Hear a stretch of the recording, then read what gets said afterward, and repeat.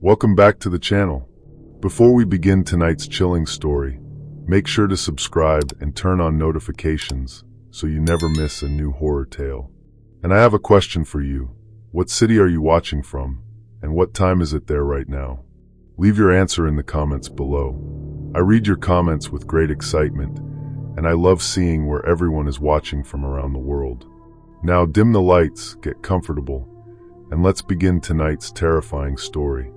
I was sitting on a fallen pine with my field notebook open when the man I'd met less than 2 hours earlier made a bird call that no person should have known from my dating profile.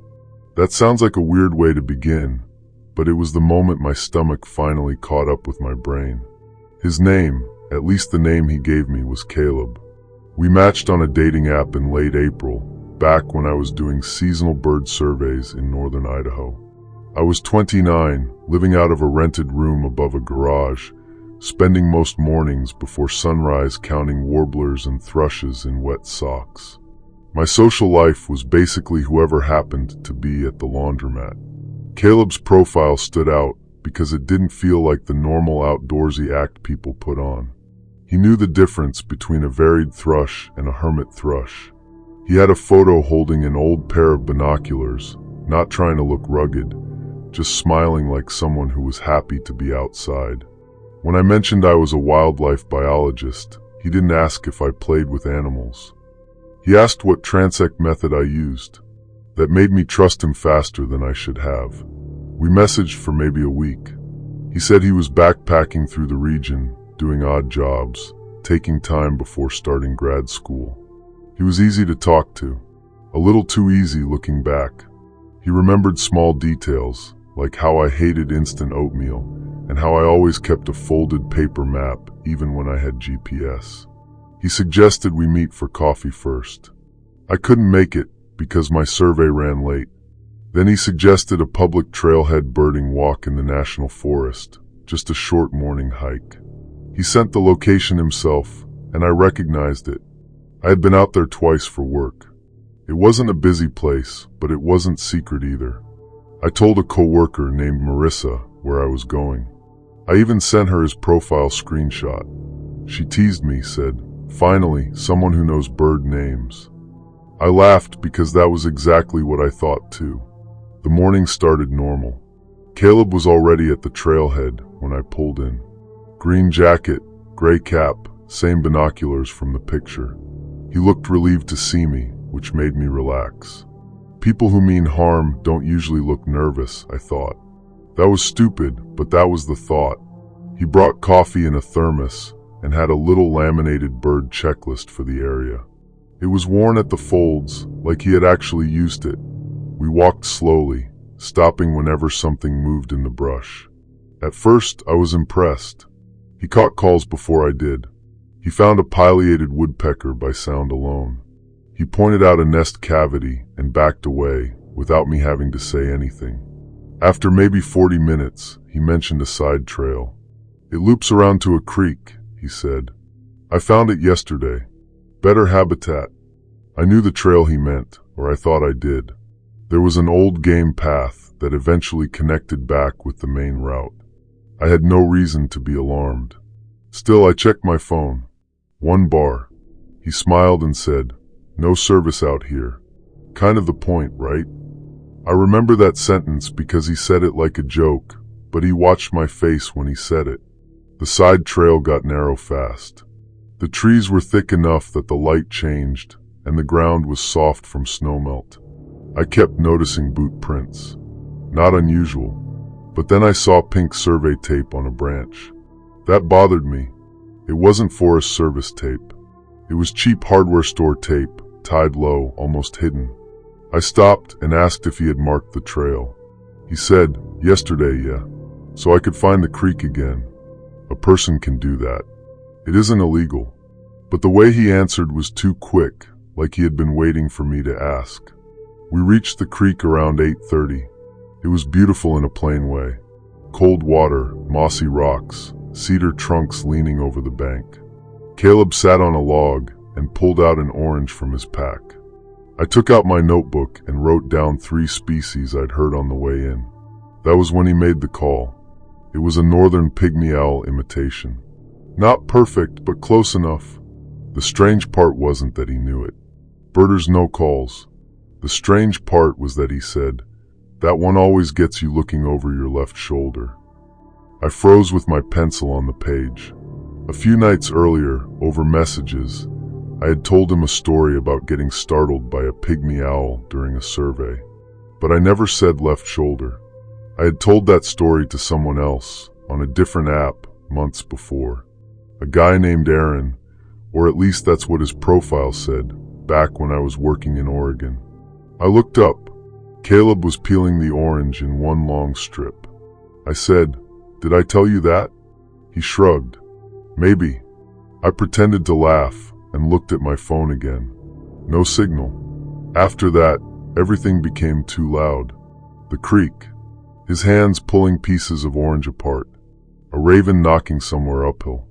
I started going back through our messages in my head. How much had I told him? My work area, my schedule, my habit of doing early surveys alone. My dog's name.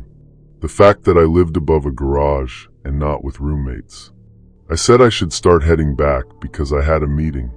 His face changed, not dramatically. He just stopped smiling with his eyes. "Already," he said. "I wanted to show you something."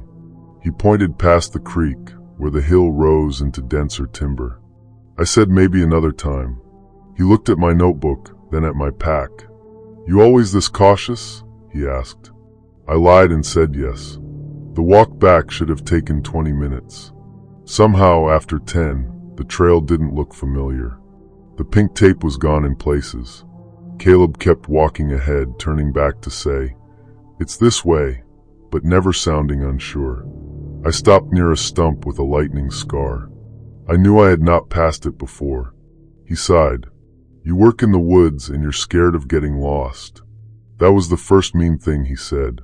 It was small, but it helped. It snapped something into place. I stopped wanting to be polite. I told him I needed to check my compass. While I was digging in my pack, I turned my field recorder on. I used it for bird calls sometimes. Then I said as clearly as I could, "Caleb, I'm not comfortable going farther. I'm going back to the trailhead now." He smiled again, but it was flat. "You don't even know where that is." I did know roughly. The creek ran southwest. The road was east. I had a paper map, and I had spent years learning not to panic in the backcountry. What I didn't know was whether he would try to stop me. I took my bear spray from the side pocket and held it down by my leg. He saw it. For a few seconds, neither of us moved. Then from somewhere behind us, a dog barked.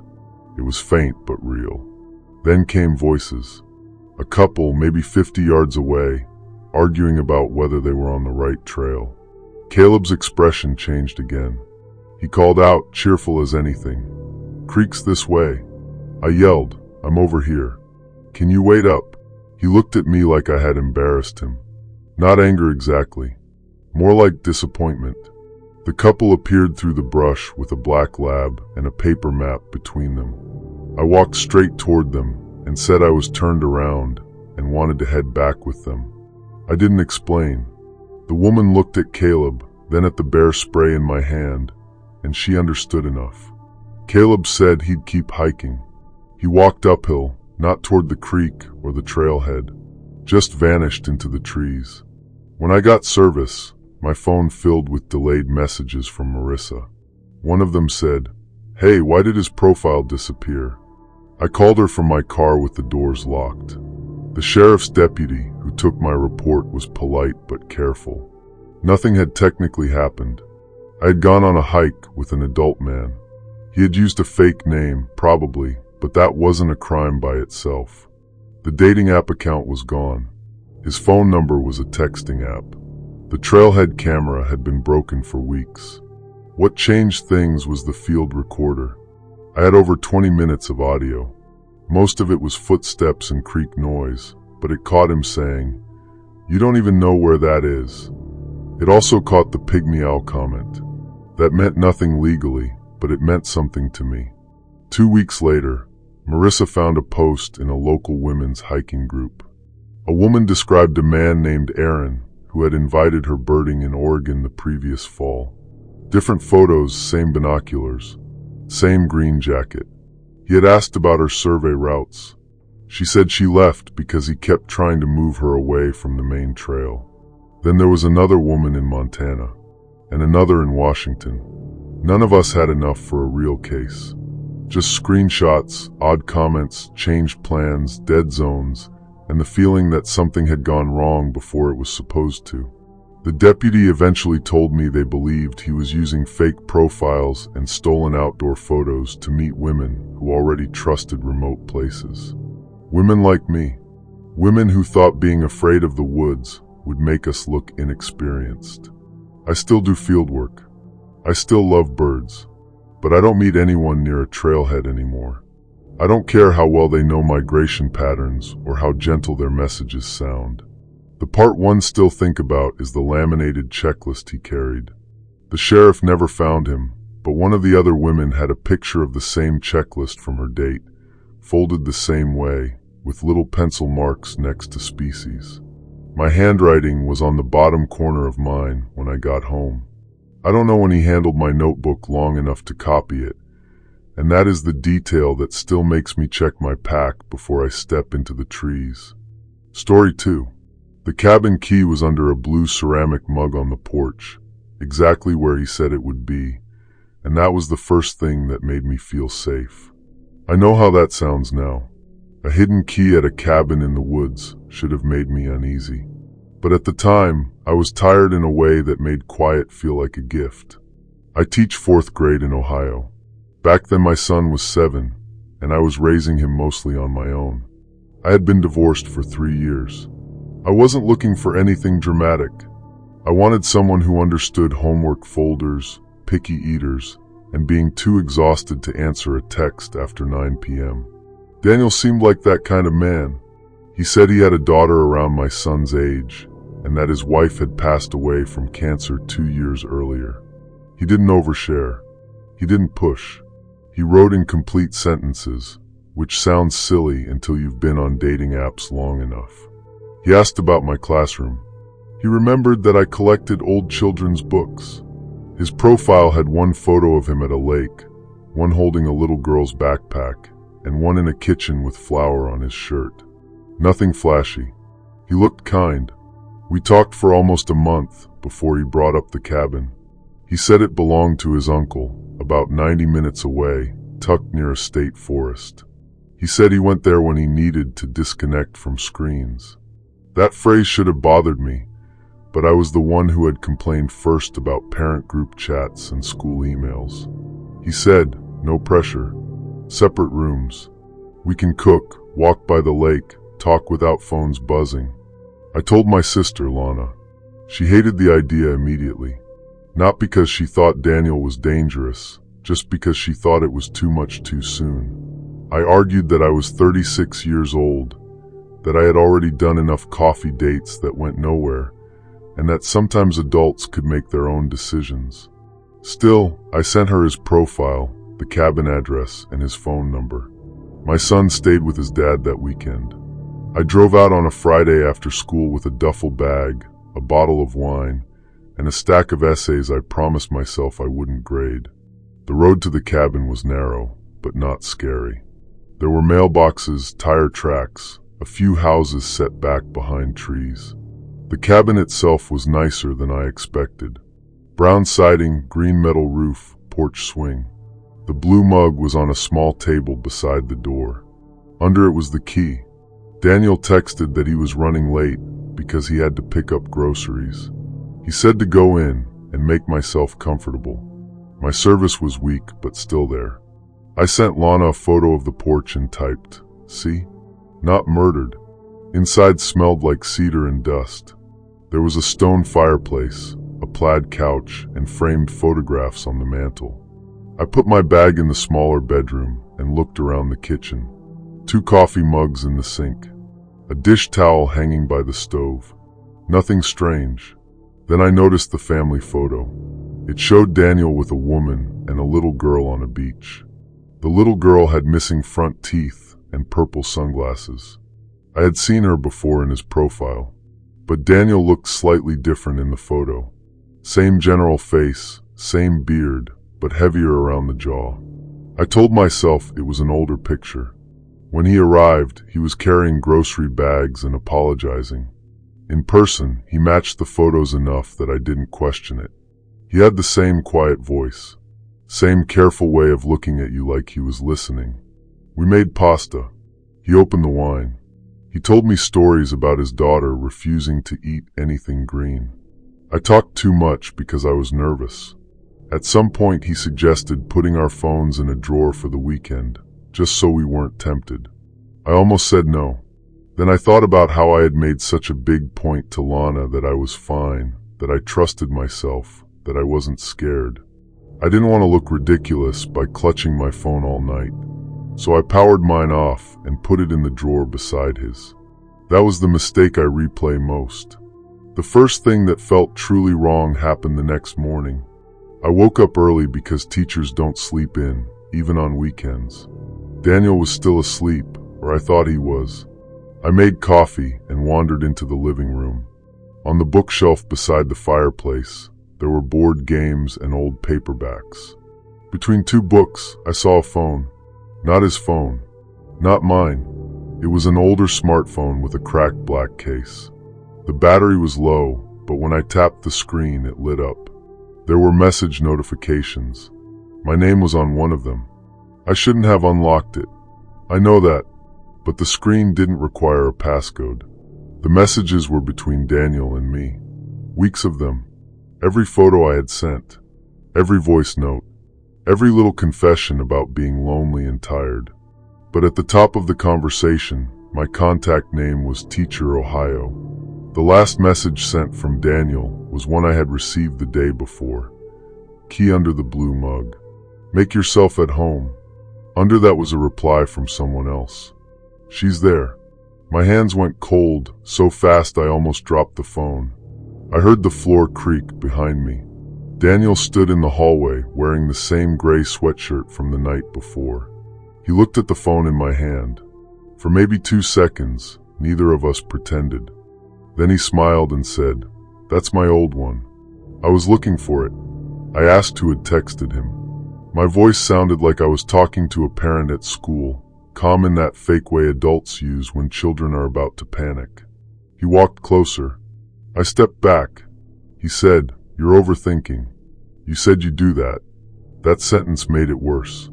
I had said that in a message after a bad day. He had remembered it because he needed it. I told him I wanted my phone. He said, "Of course," but he moved between me and the kitchen drawer. I didn't run.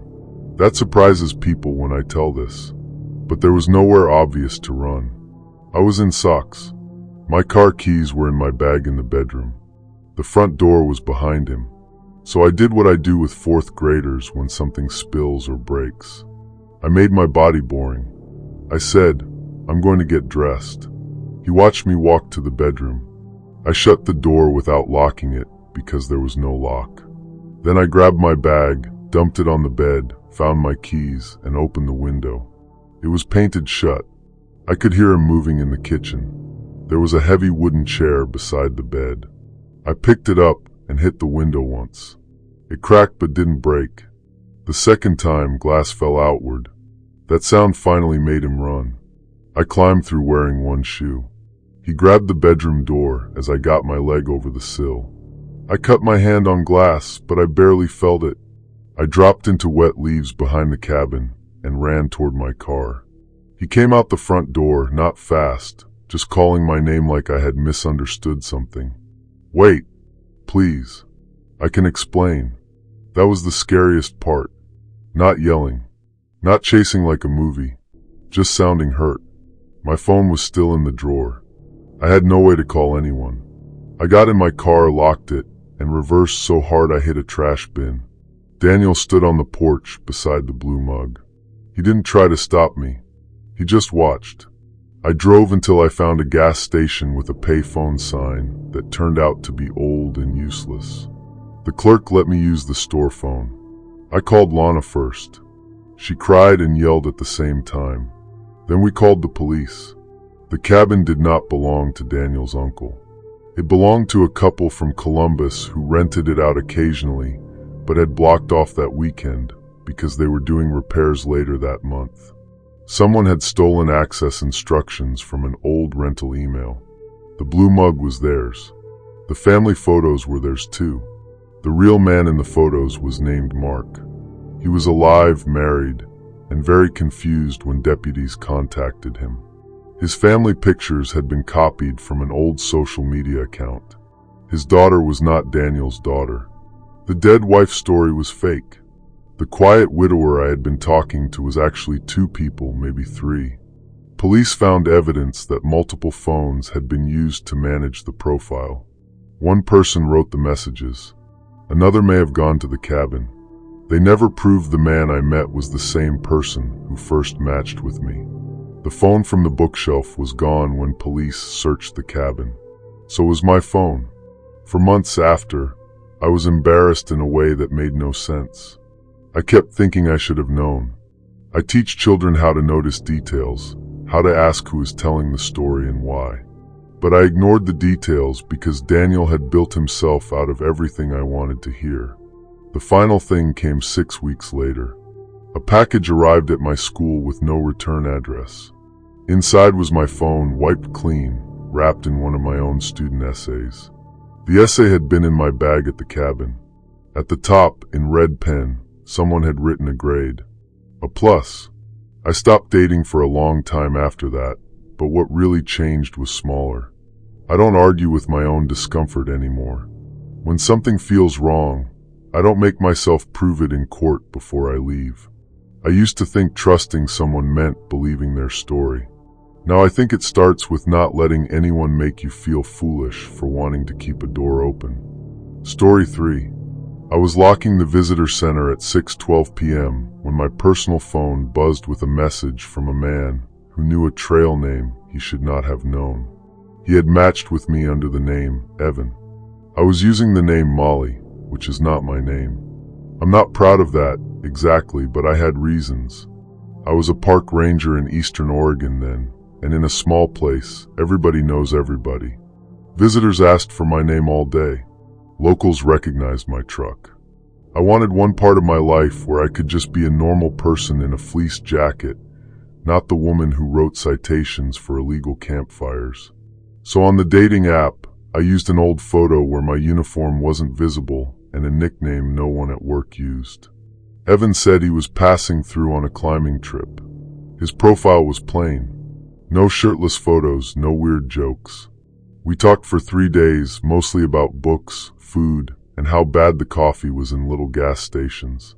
He asked what I did, and I said outdoor education, which was vague but not a lie.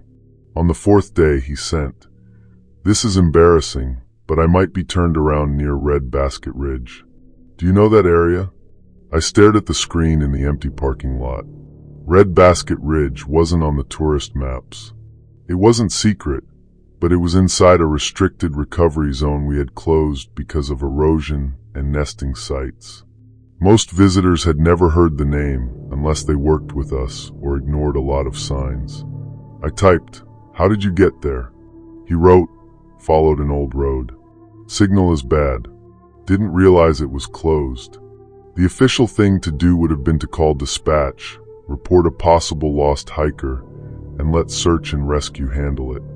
But his messages were coming to my personal phone through an app where I was using a fake name. That shouldn't have mattered, but it did. I didn't want my supervisor asking why a dating app match was messaging me from a closure zone. That was my weakness in this whole thing. Embarrassment. I wish it had been something more noble, but it wasn't. I called the ranger station from my work phone and told our seasonal, Tyler, I was doing one last drive-by near the north boundary.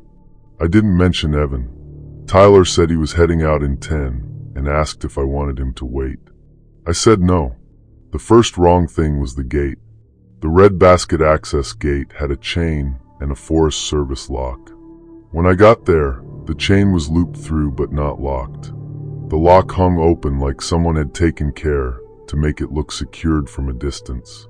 I took a photo. Then I radioed dispatch that I was checking a possible trespass. That was the first smart thing I did. Evan messaged again. I can see a sign with a bird on it. Does that help? There was only one sign like that. It marked the boundary near an old fire lookout foundation about 2 miles in. I told dispatch I had a possible lost subject near the lookout foundation and requested another unit. Dispatch asked for details. Male, unknown age, contacted through phone. I could feel my face getting hot, alone in the truck. I hated that I cared. The road was rough, more ruts than road. Juniper branches scraped the side of the truck. The sun was low, turning everything orange and flat. I kept glancing at my phone in the cup holder. Evan sent, "Are you coming?" I didn't answer. At the pullout near the old lookout, there was no car, no pack, no person waving, just wind and cheatgrass and the square concrete foundation left from the tower. I got out with my radio, flashlight, and bear spray. There are no bears there, not really, but we carried it for dogs and people. I called Park Service. "If you can hear me, call out." Nothing. Then my phone buzzed. Wrong side. I turned slowly. The message meant he could see me. I scanned the ridge, the old road, the shadowed gullies. I didn't see anyone. I keyed my radio and said, "Dispatch, I have reason to believe subject has visual contact with me." I do not have visual on subject. My voice stayed professional. My hand was shaking. Dispatch told me a county deputy was en route, but 25 minutes out. Then came another message. "Your hair is different than your picture." I had posted a photo from the previous winter when my hair was longer. My hat was on now. He was close enough, or had good enough optics, to know. I got back in the truck and locked the doors. The next message said, "Don't leave, Claire." My real name is Claire. For a second, everything went quiet in that strange way panic can make the world shrink. I remember the dust on the dashboard. I remember a dead moth in the defrost vent. I remember thinking, stupidly, that I should have cleaned the truck. I had never told him my name. Not my real one. Not my job. Not my patrol route. I put the truck in reverse. The road behind me was blocked by a branch that had not been there when I drove in. Not a fallen tree. A cut branch, dragged across the road at bumper height. That was when I understood this wasn't a lost hiker. It was a person who wanted me in that exact place, at that exact time, feeling like I couldn't explain why I had come. I radioed dispatch again, told them my exit was obstructed and I was sheltering in the vehicle. I gave my mileage, coordinates from the dash GPS, and requested lights and sirens from county. Dispatch stayed calm, which helped. My phone buzzed. Radio won't help if you're embarrassed. I stopped reading after that. I turned the screen face down. There was an old fire rake in the back of the truck and a Pulaski axe mounted behind the seat. I wasn't going to go out and move the branch unless I had to.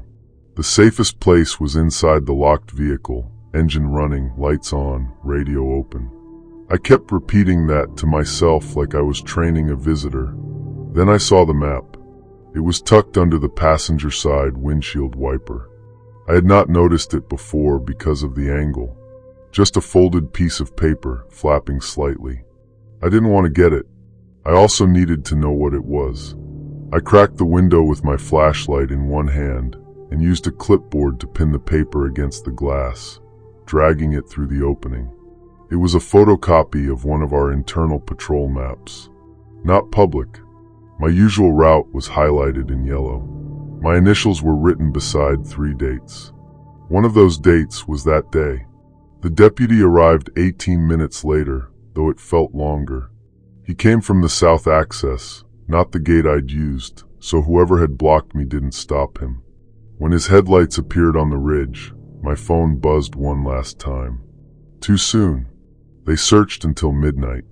They found boot prints in soft dust above the lookout, a place where someone had been lying behind a juniper with a clear view of the pullout and 2 cigarette butts.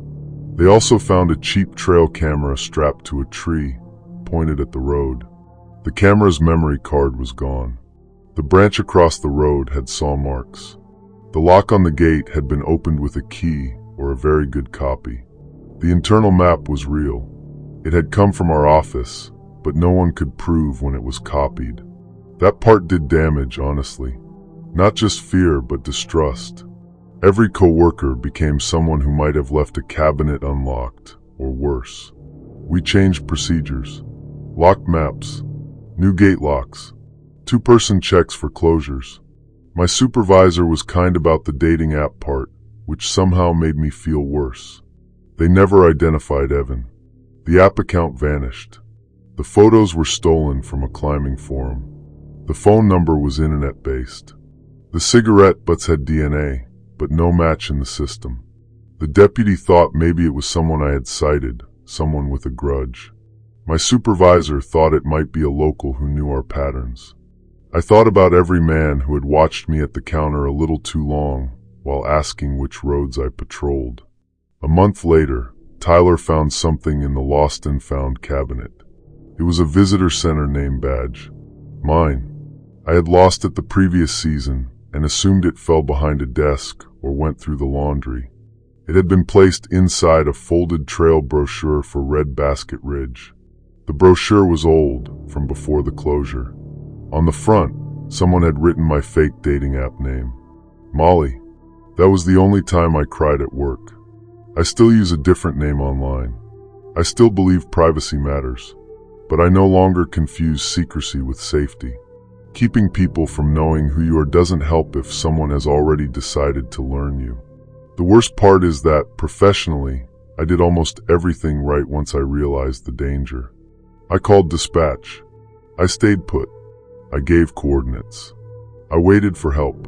Personally, I still don't know when the trap actually started. Story 4. The first camera I saw wasn't his. It was zip-tied to a scrub oak about waist-high, angled toward the narrowest part of the trail, with a little square of black tape over the brand name. At first I thought it was a wildlife camera. I'm a wilderness photographer, so I'm used to seeing them on private ranch land, research sites, and sometimes places where they probably shouldn't be. But this was on a public cliffside trail in southern Utah, about 20 minutes before sunrise, and it was pointed exactly where a person would have to squeeze past a drop-off. The person I was with, Jace, acted like he didn't see it. We had matched on a dating app about a week before. His profile was full of travel photos. Desert arches, alpine lakes, waterfalls, all with him standing in the frame like he had been dropped there for a tourism ad. He called himself a micro-influencer, which would normally make me swipe away, but he was funny about it. He made jokes about how embarrassing it was to film yourself walking away from a camera 5 times. I had just come out of a slow season. Winter had been rough financially, and I was taking portrait gigs I didn't enjoy to pay rent. Jace said he wanted to collaborate on couple-style adventure content. Nothing serious, just sunrise photos that looked romantic. He said I could use the shots for my portfolio, and he'd tag my page. I told myself it was practical. Maybe it was also flattering. We met the evening before at a diner near the trail system. Public place, normal conversation. He looked like his photos. Loud laugh, expensive hiking shoes, sun-bleached hair. The kind of confidence that makes waitresses refill your coffee before you ask. He talked a lot, but not in a creepy way. He asked about lenses and light. He seemed to know enough to be useful. The plan was simple. Meet at 5 a.m., hike to a cliff overlook, shoot sunrise, head back. When I arrived, he already had a headlamp on and 2 packs in the dirt. He handed me one. I brought wardrobe options, he said. Inside were a cream-colored sweater, a red scarf, and a thin dress that made no sense for the temperature. I laughed and said I wasn't wearing a dress on a cliff trail. He laughed too, but there was a small pause before he said, "We'll see what the light wants." I should have gone home then. Not because of the dress alone, but because he had expected me to be more cooperative than I had agreed to be. The trail started wide. Pale sand, black rocks, cold air that made our breath show. He kept filming little clips on his phone, talking quietly to his followers, even though he said he wouldn't post until later. I carried my camera on a chest harness and tried to focus on exposure settings. After 15 minutes, he said the main overlook would be crowded. "There's a better spot," he said. "Secret angle." He turned onto an unmarked path that followed the rim. I asked if he had been there before. "Plenty," he said. The sky was starting to go gray-blue. Enough light to see the drop, not enough to judge distance well. The path narrowed. We passed the first hidden camera right after that. I stopped and said, "Is that yours?" He barely looked. Probably some trail runner thing. That answer made no sense. Trail runners don't zip-tie cameras to trees facing cliff choke points. I took a photo of it with my phone. Jace noticed. "You documenting evidence?" he joked. I said, "Always." He smiled, but it didn't reach his eyes. A few minutes later, we reached a flat rock ledge with a view across the canyon. It was beautiful. I hate that part. The sunrise was just beginning, all soft orange lines on the far cliffs. For a few minutes, the work part of my brain took over. I checked angles. I took test shots of him standing near the edge, then farther back because I told him the edge looked unstable. He kept pushing the story. "Can you stand there and look like you're pulling away from me?" he asked. I said no, I'd rather shoot him alone. He said, "It's supposed to look like a couple." I reminded him we were not a couple. He laughed too loudly. "It's content. Don't make it weird." Then he asked me to put on the red scarf. I did, because that seemed harmless. I still hate that I did. He adjusted it himself, fingers close to my neck, and I stepped back. He apologized immediately, all charm again. The second camera was hidden behind a rock stack. I saw the lens because the rising sun caught it. This one wasn't a trail cam. It was a small action camera, the kind people use for biking or climbing. It was pointed at the ledge where he had asked me to stand. I didn't say anything that time. I took 3 more photos, pretending to adjust my settings. One wide shot of Jace, one of the canyon, one with the hidden camera in the corner. Then I told him my battery was acting up and I needed to switch it. While I had my bag open, I slipped my memory card case into my jacket pocket. The card in my camera had the shots of the cameras. If things got weird, I wanted a backup. Jay sat on a rock and checked his phone. No service. He frowned like that bothered him, even though he had chosen the spot. The third camera was what made the whole thing clear.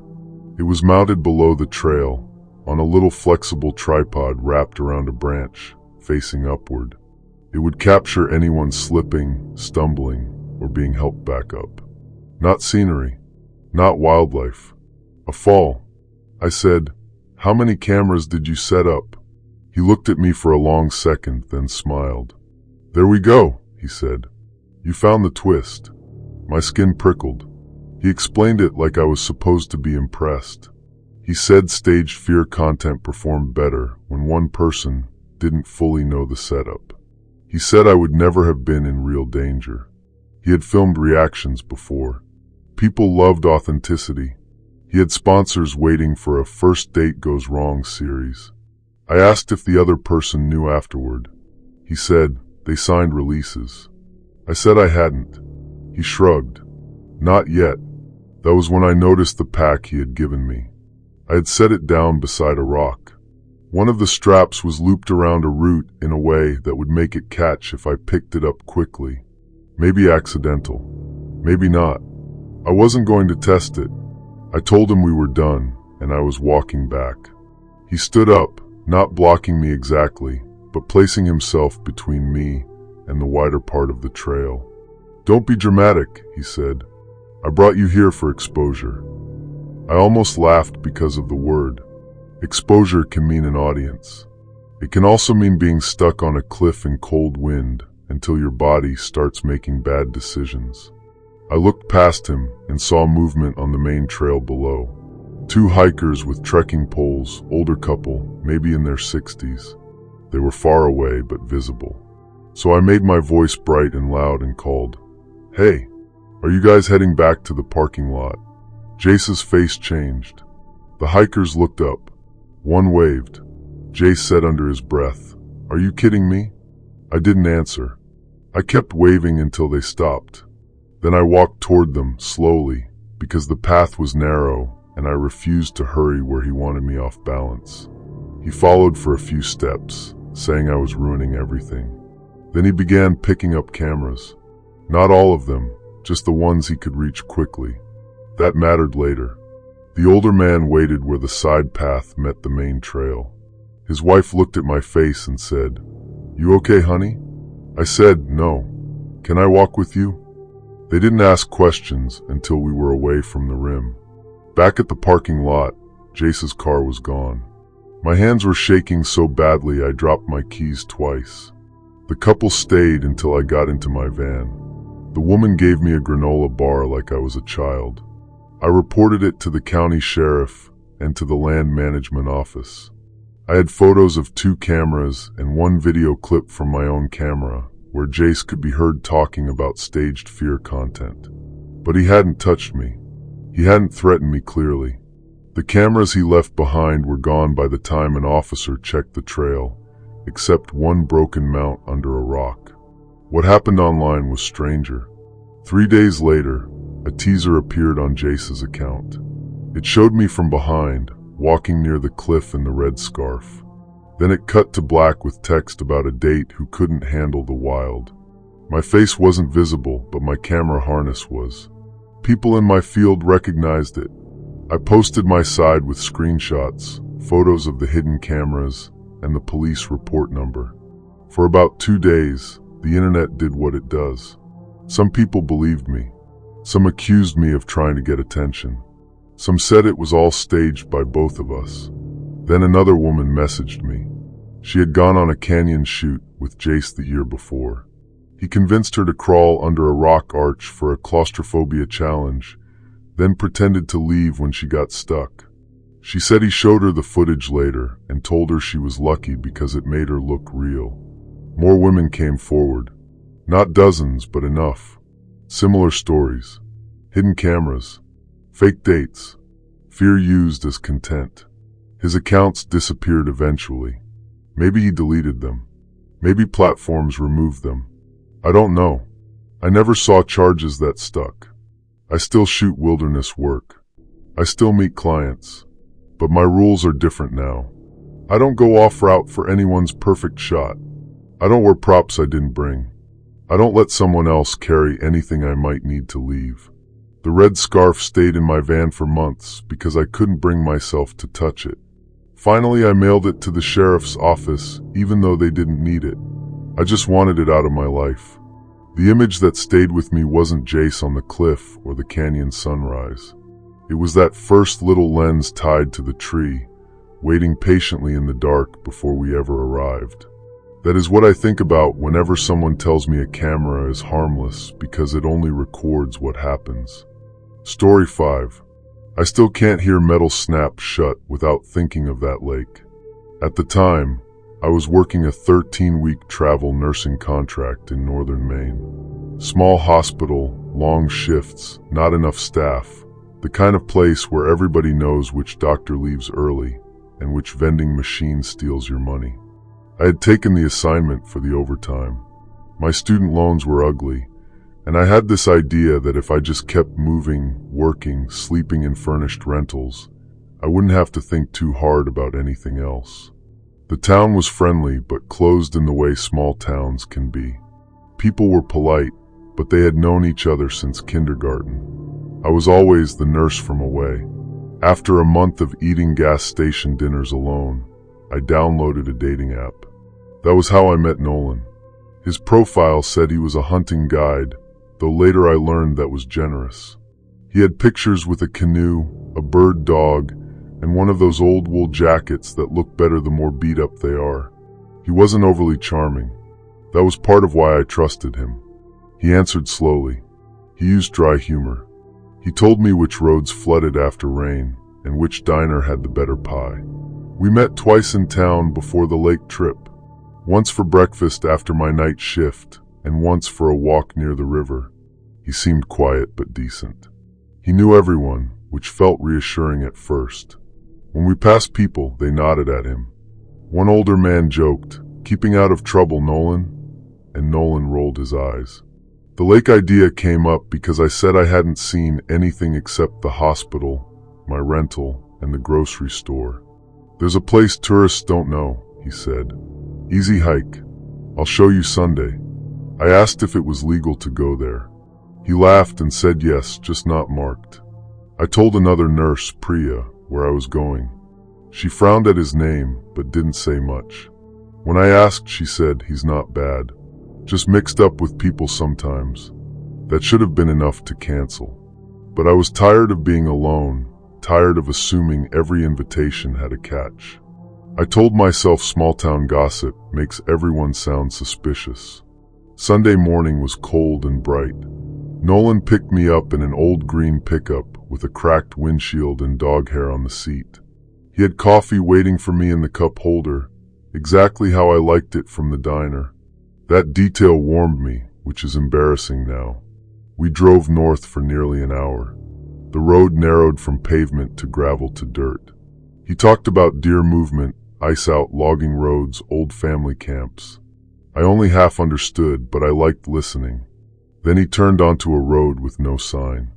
After 10 minutes, he stopped and got out to move a chain from between two posts. It wasn't locked, just looped. He saw me watching and said, "Paper company land. Locals use it." The hike began behind an old gravel pit. No trailhead, no markers, just a faint path between spruce trees. Nolan carried a small pack and a rifle. I had noticed the rifle in the truck and asked about it. He said it was for coyotes, mostly habit. I grew up in Pennsylvania, so guns weren't shocking to me, but I still didn't like it. About 20 minutes in, we found the first animal. A fox alive, caught by one leg in a snare. It wasn't making much noise, just twisting weakly in leaves. I stopped so abruptly Nolan bumped into me. He swore under his breath. I said, "We have to help it." He told me not to touch anything. His voice was sharp, sharper than I had heard. He looked around the trees, not at the fox. As a nurse, I'm used to switching into task mode when something is hurt. I took a step forward, and he grabbed my sleeve. "Don't," he said. "That's not mine." That sentence scared me more than the snare. He cut the cable with a tool from his pack. The fox stumbled away, dragging its leg. I wanted to do more, but there was nothing clean or safe to do in the middle of the woods. Nolan picked up the snare with 2 sticks and tossed it under a log like he didn't want fingerprints on it. I asked whose it was. He said, "People who don't like questions." We should have turned around right then. I said that. Nolan shook his head and said going back the same way might not be smart. That was when I understood he was afraid. Not startled, not annoyed, afraid. We kept moving toward the lake because he said there was another route out past it. I didn't know the land. My phone had no service. I hated needing him, and I hated more that he knew I needed him. After the fox, I noticed more signs. Small loops of wire near game trails. Feathers stuck to bark. A plastic feed sack hidden under branches. Places where the snowmelt mud had tire tracks, though no real road came through. Then we found the camera. It was strapped to a tree facing the path, painted dull brown, with a little antenna on top. Not a normal trail cam. Nolan stopped dead when he saw it. I whispered, "Is it recording?" He didn't answer. He walked behind it and removed the batteries with hands that were suddenly clumsy. A few minutes later, we heard an engine. Not close, but not far. A low, slow growl moving somewhere through the woods. Nolan pushed me down behind a blowdown. He crouched beside me and held one finger to his lips. The forest had that damp, cold smell of moss and old needles. My knees sank into mud. I could hear my own breathing too loudly. 2 ATVs passed through a gap, maybe 30 yards away.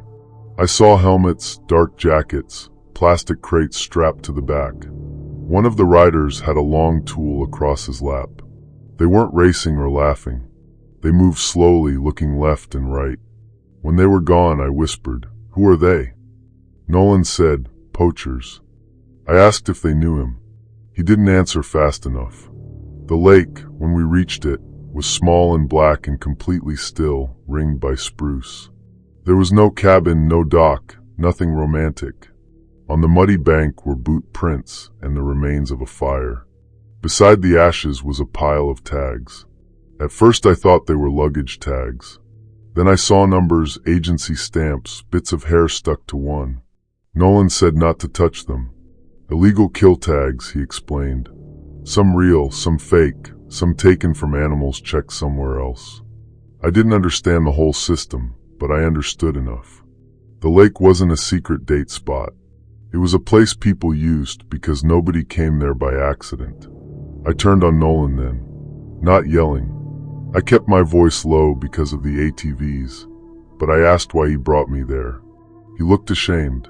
That was the only word for it. He said he had found snares near his uncle's camp the week before and thought maybe the lake was clear now. He wanted to check. He also wanted to show me something special. Both things were true, maybe, which somehow made it worse. He had mixed a date with something dangerous because he didn't want to go alone.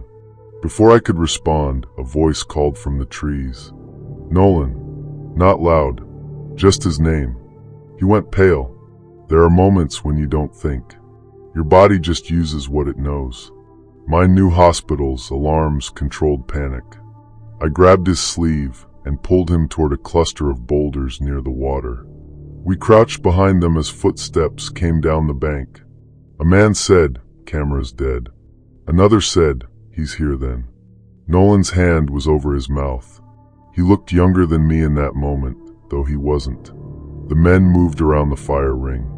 I could see boots through the gaps in the rocks. One kicked at the ashes. Another laughed softly and said, "Brought company?" My phone was useless, but I had something from the hospital in my jacket pocket, a little emergency whistle on my badge reel. Priya had given it to me as a joke after I got lost finding the staff in trance my first week. I didn't use it right away. I waited until the men walked toward the path Nolan had planned to take out. Then I pointed in the opposite direction, toward a narrow strip of water where fallen trees crossed the lake's inlet. Nolan shook his head. I nodded once and started moving. We crawled first, then bent low along the shore. Branches scraped my jacket. Cold water soaked one shoe. Behind us, someone shouted. I blew the whistle 3 times, not because I thought help was nearby, but because the sound bounced strangely around the lake. It made it hard to tell where we were. That bought us seconds. We crossed the fallen trees over the inlet. Nolan nearly slipped. I grabbed his pack and heaved him forward. The rifle knocked against a branch with a hollow sound that made me flinch. On the far side, we ran uphill through thick young spruce, not on a trail, just away. The whistle mattered again when we heard another ATV. I blew it toward our left, then pulled Nolan right. Maybe it fooled them. Maybe they were never as close as they sounded. I don't know. Fear makes distance unreliable. We came out near a logging road almost an hour later. Nolan knew where we were by then. We followed it until he got 1 bar of service and called a game warden he knew. The official response was bigger than I expected. Game wardens, county deputies, eventually state people. They found snares, bait piles, illegal carcass remains, stolen tags, and cameras. They did not find the men at the lake that day. Nolan gave a statement. So did I. He admitted he suspected who was involved but hadn't reported it because one of them was related to a man who had helped his family after his father died. Small towns have ropes tied everywhere, and some of them are around people's throats. 2 arrests happened later, not because of us alone, but because the wardens had already been watching parts of that area. Nolan was not charged. People argued about that. Priya said he was lucky. I agreed. I didn't see him again after my contract ended. He texted twice to apologize. The second time he wrote, "I really did want you to see the lake." I believed him. That was the sad part. I think he wanted to be the kind of man who showed a tired nurse a beautiful place. But he was also the kind of man who brought her somewhere dangerous because he was scared to face it alone. Before I left Maine, Priya and I drove to the coast on my day off. Crowded, windy, full of tourists. I remember standing near a lighthouse and feeling grateful for noise, for people, for children dropping ice cream, for all the annoying signs that civilization was close. I still hike sometimes, but I don't follow locals to secret places anymore.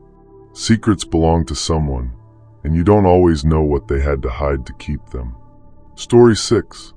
I knew the date was going bad when she put the mushroom in my hand and told me I was only afraid because grocery stores had made me weak. That sounds like something a person says when they're joking around or trying to be deep in a way that makes everyone at the table uncomfortable. But we were not at a table. We were 4 miles up a trail in the Blue Ridge, losing daylight, with no cell service and a little camp stove sitting unused beside a pile of food I had actually brought and knew was safe. I was a chef then, not famous or anything. I ran the kitchen at a small place outside Asheville, the kind of restaurant where people took pictures of the specials board because it had words like ramp butter and sorghum glaze on it. I knew enough about foraging to respect it. I had bought from people who really knew the woods. I had also heard enough stories from them to know you don't just pick something because it looks interesting. Her name was Lila, at least that's what she used on the app. I had been single for about 3 months. My girlfriend had left after 6 years, and the quiet in my apartment got to me more than I expected. I was working nights, sleeping badly, eating over the sink, and pretending I was fine because I was 34 and didn't want to be the guy who admitted a breakup had knocked him sideways. Lila's profile seemed harmless. She had pictures outdoors, but not in that staged way. Mud on her knees, cheap sunglasses, hair tied back, one photo of her holding a trout and laughing. Her bio said, "I like food better when I know where it came from." That caught me. We messaged about food, then restaurants, then how tired we both were of people who called themselves adventurous, but only meant they would try a different taco place. She said she wanted to do something memorable for a first date. I suggested coffee. She said coffee felt like a job interview. I suggested lunch. She said that was safer, but not necessarily better. Then she wrote, "You're a chef. I'll gather what the mountain gives us, you cook it. Forage dinner. No pressure." I should have said no. I almost did, but there was something flattering about it. She kept saying things like, "You probably understand ingredients better than anybody I've matched with," and I was in the exact state of mind where a little admiration could make a bad idea look brave. We agreed to meet at a trailhead on a Saturday afternoon. I brought a pack with a tent, a stove, water filter, headlamp, a real first aid kit, and food. Chicken thighs sealed in a cooler bag. Potatoes, onions, salt, butter, a small cast iron pan because I'm stupid that way. She teased me when she saw the pack. "That's not foraging," she said. "That's backup," I told her. She smiled and said, "You won't need backup." At first, the date was almost good. That's the part one still hates admitting.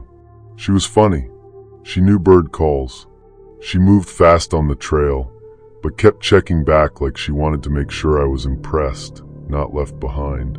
She pointed out wild mint near a creek and let me smell it without making a big speech. She found blackberries, and we ate a few, and it felt like the kind of story I'd tell later if things worked out. The first thing that fell off was the bag. She had a canvas shoulder bag that looked old and soft from use. Every so often she would step off the trail, crouch down, cut something with a little folding knife, and tuck it inside. I asked what she was collecting. "Dinner," she said. "What kind of dinner?" "The kind you don't get to label yet." I laughed because I thought she was being playful.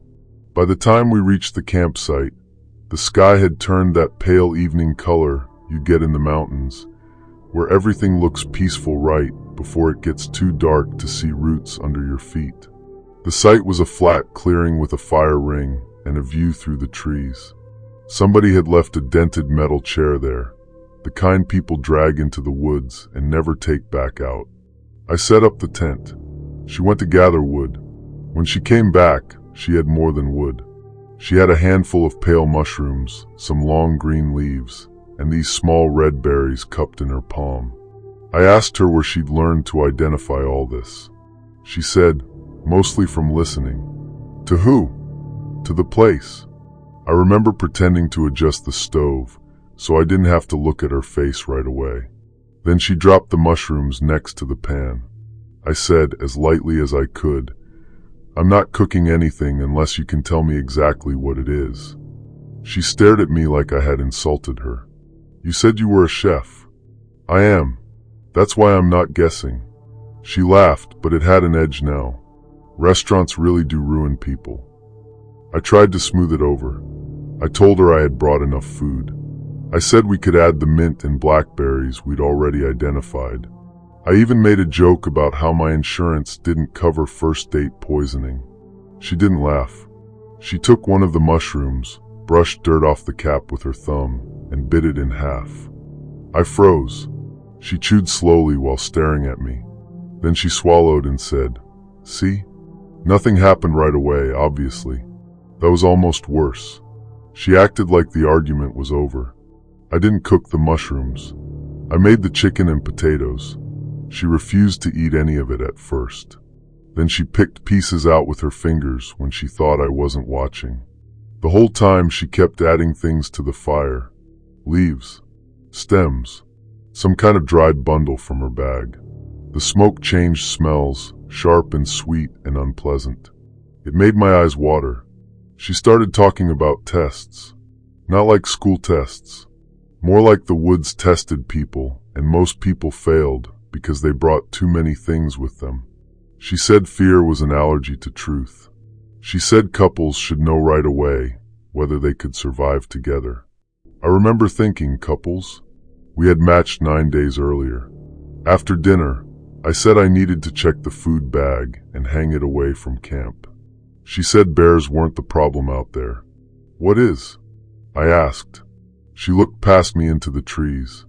People who don't belong. I tried to tell myself she was just intense. Some people perform wilderness like a religion. Some people say strange things because they want to seem mysterious. But then she took out her phone. We had no service. I knew that because I had checked. But she opened her photos and showed me pictures from earlier that afternoon. Pictures of me. Not normal pictures from the trail. Pictures of me at the trailhead before she arrived. Me taking my pack out of my car. Me leaning into my trunk. Me checking my phone. One photo was from behind the signboard, like someone had been standing in the trees. I asked when she took those. She said, I got there early. How early? She scrolled past 3 more without answering. In one of them, my face was turned away, and her finger was visible on the edge of the frame, partly covering the lens. I felt my stomach drop in a slow, practical way. Not panic yet, more like my body had started making a list. Knife in her pocket. No service.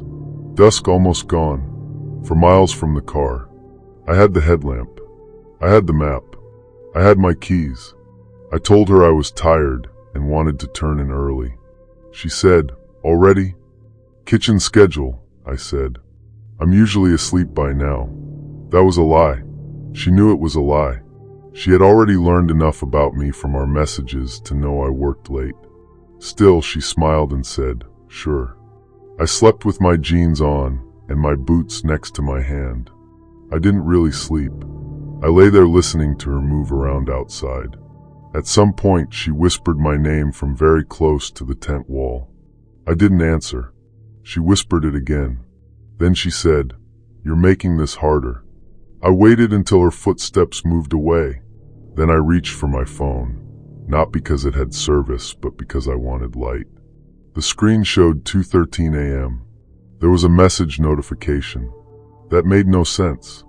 It was from Lila, sent through the dating app. The message said, Would you still have come if I told you I picked you before we matched? I stared at it for a long time. It had not been delivered through cell service. It must have come in earlier, and I hadn't seen it. But the timestamp on the app said 1:58 a.m. Then I heard digging. Not a lot. A scraping sound. Dirt being moved with something small. I unzipped the tent as quietly as I could. The fire was almost out, just a red glow. Lila was by the edge of the clearing, crouched with her back to me. She was using that folding knife to pry at the ground near a tree root. Beside her was my car key. I had kept it zipped in the top pocket of my pack. I reached for the pack. The pocket was open. I don't know what my plan was. I only know that I did not want to confront her in the dark, and I did not want her to know I had seen. I eased back into the tent, found my spare key clipped inside my toiletry pouch, and put it in my sock. That spare key is the only reason I got home. When she came back to the tent, she was breathing hard. I pretended to wake up. She said, "We should hike before sunrise." Why? Because the forest gave an answer. I said I needed water first. I grabbed both bottles and walked toward the creek with my headlamp. She followed close behind. Too close. I could hear her shoes sliding on the damp leaves. At the creek, I dropped one bottle on purpose. It rolled into the rocks and splashed. When she stepped down to grab it, I turned off my headlamp and ran. I know that sounds simple, like something from a movie, but it was ugly and clumsy, and I fell twice in the first minute. Branches hit my face. My pack slammed into trees. I was not following the trail at first. I was moving downhill because I knew the creek crossed the trail lower down, and I knew roads were downhill from where we were. She shouted after me. Not my name at first. She shouted, "You failed." Then she started laughing. That was the worst part because it didn't sound like she was chasing me anymore. It sounded like she had expected this. I found the trail because of a white blaze on a tree. I ran and walked and ran until my lungs burned. Every few minutes I stopped and listened. Once I heard something moving above me on the slope. Once I saw a light between the trees, but it might have been my own headlamp beam catching moisture. The trailhead looked fake when I finally saw it. Too normal. The gravel lot. The wooden sign. My car sitting there with dew on the windows. My main key was gone, but the spare started the car. I locked the doors and drove until my phone got service. There were 7 messages from Lila in the app. The first was normal. "Where'd you go?" Then, "You left your things." Then, "You shouldn't drive tired." Then one that said, "I know which restaurant is yours." I pulled into a gas station and called the police. A sheriff's deputy met me there. He listened, but I could tell he was deciding how much of it was a bad date and how much was a crime. When I showed him the photos of me at the trailhead and the messages, his face changed a little.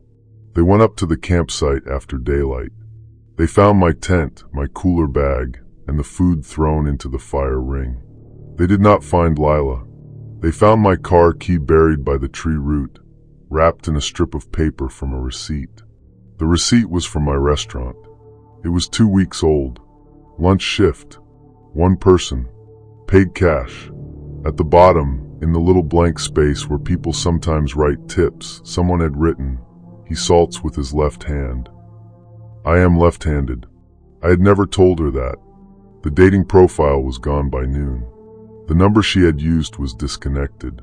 The deputy said there wasn't much to pursue unless she contacted me again. She never did. For a while, I was angry at myself for not seeing it sooner.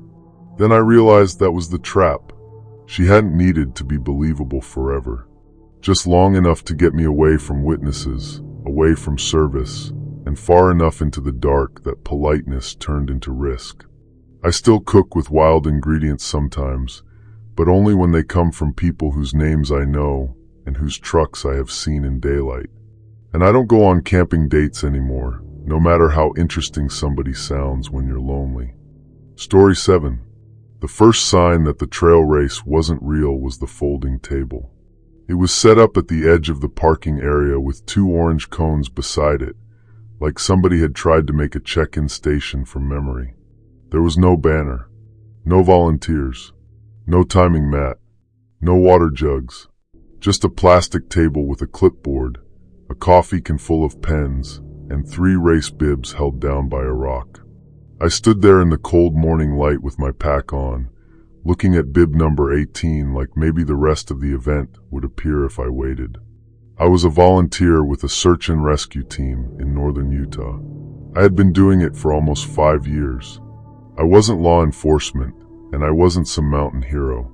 Most of what we did was carry radios, follow grid instructions, and look for people who had taken a wrong turn or underestimated weather. The work teaches you to notice boring things. Tire tracks, fresh footprints, a candy wrapper that doesn't match the age of the trash around it. It also teaches you that people vanish in very normal places. I met Dana on a dating app in late October.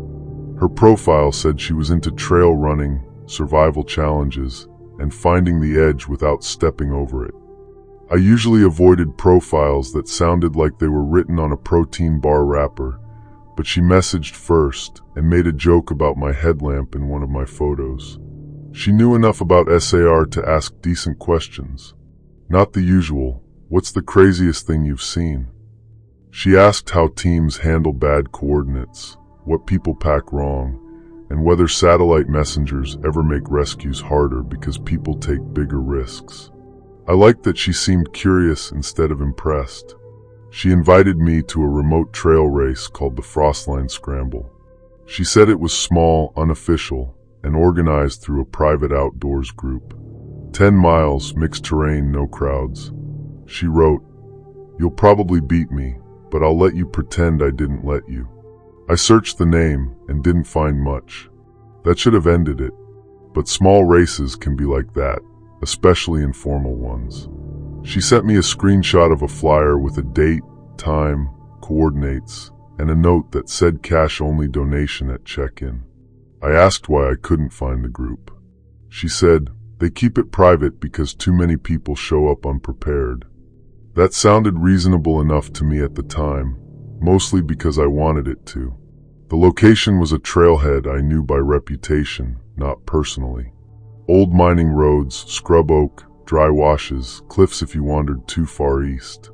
Not a place for beginners, but not crazy either. I texted my team lead, Marty, and told him where I'd be, half joking that if I didn't answer by dinner, he could make fun of me while calling it in. He replied, "Dating app plus remote trailhead." Bold. I sent him the laughing emoji and didn't think about it again.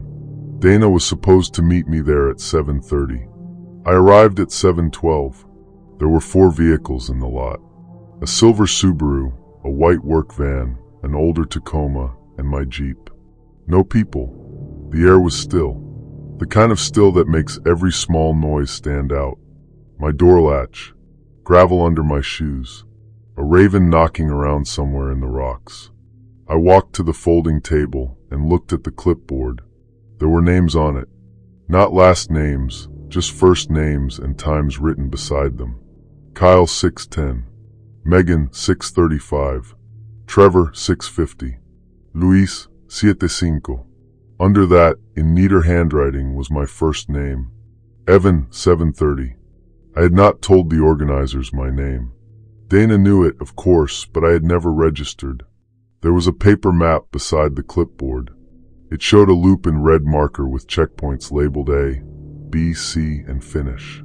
The problem was the route crossed private mining land and cut through a drainage I knew had no maintained trail.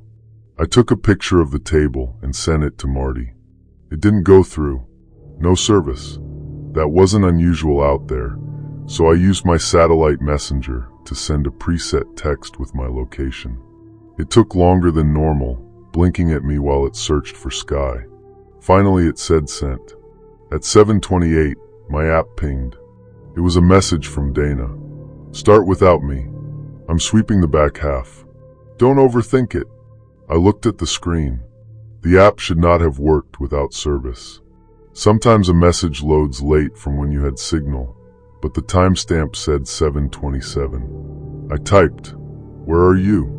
It didn't send. I should have left then. I know that. I have said that to myself more times than anyone else ever could.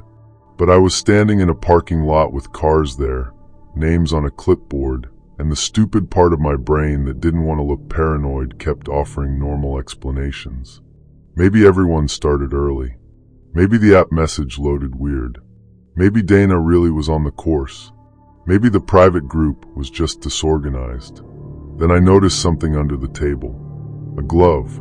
It was a women's running glove, black with a pink stripe, curled like someone had dropped it while reaching for something.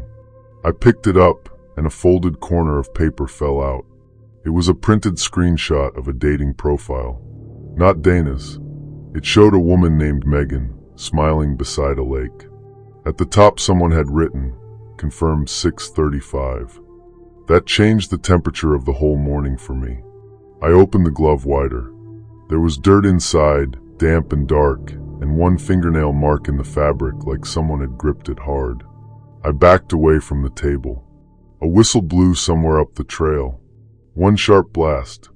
Then silence. In SAR, whistles mean something. One blast can mean attention. 3 can mean distress. But out there, with no event and no people, it felt like a hand tapping on glass. I got in my Jeep and locked the doors. I tried Dana's profile again. It was still there. Her last message sat at the bottom of the chat, cheerful and wrong. Then the Subaru's rear hatch opened. Not all the way. Just enough to lift 2 inches, like someone inside had pushed it. I stared at it through my windshield. The hatch settled back down. I grabbed my radio out of habit, then remembered it wouldn't reach anyone without the team repeater. I took my first aid kit, my satellite messenger, a flashlight, and a small pry bar from the Jeep. I moved toward the Subaru slowly, calling out, "Hello? Anybody in there?" No answer. The windows were fogged from the inside. I pulled the hatch. A man in running clothes was curled in the back cargo area with duct tape around his wrists and a strip over his mouth. His eyes were open and frantic. I got the tape off his mouth, and he sucked air like he had been underwater. "They're still here," he whispered. I asked who. He shook his head hard. "I don't know. There were 2, maybe 3. His name was Kyle. He had come because of a woman from a dating app named Dana. Same story. Trail race. Shared hobbies. Private group. He had started at 6:10 because the clipboard told him to. Less than a mile in, he found a runner sitting beside the trail, saying her ankle was broken. When he knelt to help, someone hit him from behind. Not hard enough to knock him out long, but hard enough. He woke in the Subaru. I cut his wrists free with my pocket knife. His hands shook so badly he couldn't hold the water bottle I gave him. I asked about Megan, Trevor, Luis. He said, "I heard them bring somebody else back. A guy." He was arguing. Then he stopped. From somewhere beyond the lot came another whistle. This time 2 blasts. Kyle flinched so hard he hit his head on the hatch. I helped him into my Jeep. I locked him inside and told him to keep low. Then I used the satellite messenger to send an SOS, not a preset. That device probably saved us, but it was not instant like people think. It sent coordinates, but help still had to come from somewhere, and we were a long way from paved roads. While it blinked, I looked at the other vehicles. The white van was back toward the trail, like someone had parked for loading. The Tacoma had mud on the tires and a child's car seat in the back, empty. The lot was no longer quiet. I could hear movement in the brush above the trailhead, small and deliberate. A text appeared on my phone. Not the satellite messenger. My regular phone. Dana wrote, "You were supposed to run." I felt something inside me go flat and cold. A second message came in. "Rescuers always think they're different." I looked toward the trail. About 50 yards up, someone in a red jacket stepped partly from behind a juniper. I couldn't see their face. They raised one hand and waved like they knew me. Then they held up a phone. Mine buzzed again. "Checkpoint A." I got back in the Jeep. Kyle whispered, "Don't." I told him I wasn't going after them. I started the engine. The red-jacketed person lowered the phone. As I reversed, another person came out from behind the white van. This one wore a gray hoodie and had something in one hand. A rock, maybe. A tool. They didn't run at us. That was worse. They moved like they were still confident this could be controlled. I hit the gas too hard and clipped the folding table with my bumper. The clipboard flew across the gravel. The race bibs scattered. The person in the hoodie stepped back. I drove down the access road faster than I should have. Cal kept saying there might be others. He wanted to go back. He also wanted to keep going. Trauma does that. It splits a person into opposite directions. A mile down, where the road narrowed between two cuts of rock, there was a line of stones across the track. Not a landslide. Placed. I stopped before I hit them. My hands were sweating on the wheel. There was no room to turn around. The hillside to our right was loose shale. To the left was a drop into a wash. I put the Jeep in park, grabbed the pry bar, and told Kyle to stay down. He grabbed my sleeve and said, "They want you out." He was right, so I didn't get out. I eased forward until the bumper touched the rocks. Then I kept going. The Jeep climbed, scraped, dropped hard, and for one awful second I thought we'd high center. Then the tires caught. A rock popped under us like a gunshot. In the rearview mirror, two figures appeared at the bend, watching. They did not chase us. Deputies reached us 20 minutes later on the lower road. Search teams went back up with law enforcement. They found the fake check-in table, the vehicles, and blood on the trail near a staged injury scene. They found Trevor tied to a tree about a quarter-mile from the lot, dehydrated and furious but alive. They found Luis wandering off-route near an old mine cut with no shoes. He said someone had taken them because he wasn't playing right. They never found Megan. That is the part people always get quiet about. Her car was the Tacoma. Her phone was found under the passenger seat, wiped clean except for the dating app. The profile she had matched with was not Dana. It was a man named Chris, using the same language, the same race flyer, the same little jokes adjusted for her interests. There wasn't one Dana. There were several profiles. The investigators believed it was a group. Maybe people filming fear. Maybe robbery. Maybe something worse that got interrupted before it reached whatever ending they planned. They arrested one man months later after he used one of the stolen phones. He wouldn't talk. They couldn't prove he was the only one, and nobody believed he was. I still volunteer with search and rescue. For a while, I thought I'd quit. Then I realized quitting wouldn't make the world less strange. It would just make me easier to scare. But I don't answer messages from strangers who turn my skills into flattery anymore. And every time I see a folding table at a trailhead, even for a real event, I look underneath it first. Story 8. I had already started my car when he knocked on the passenger window and said my client's name. Not my name. Not hello. Not sorry I'm late.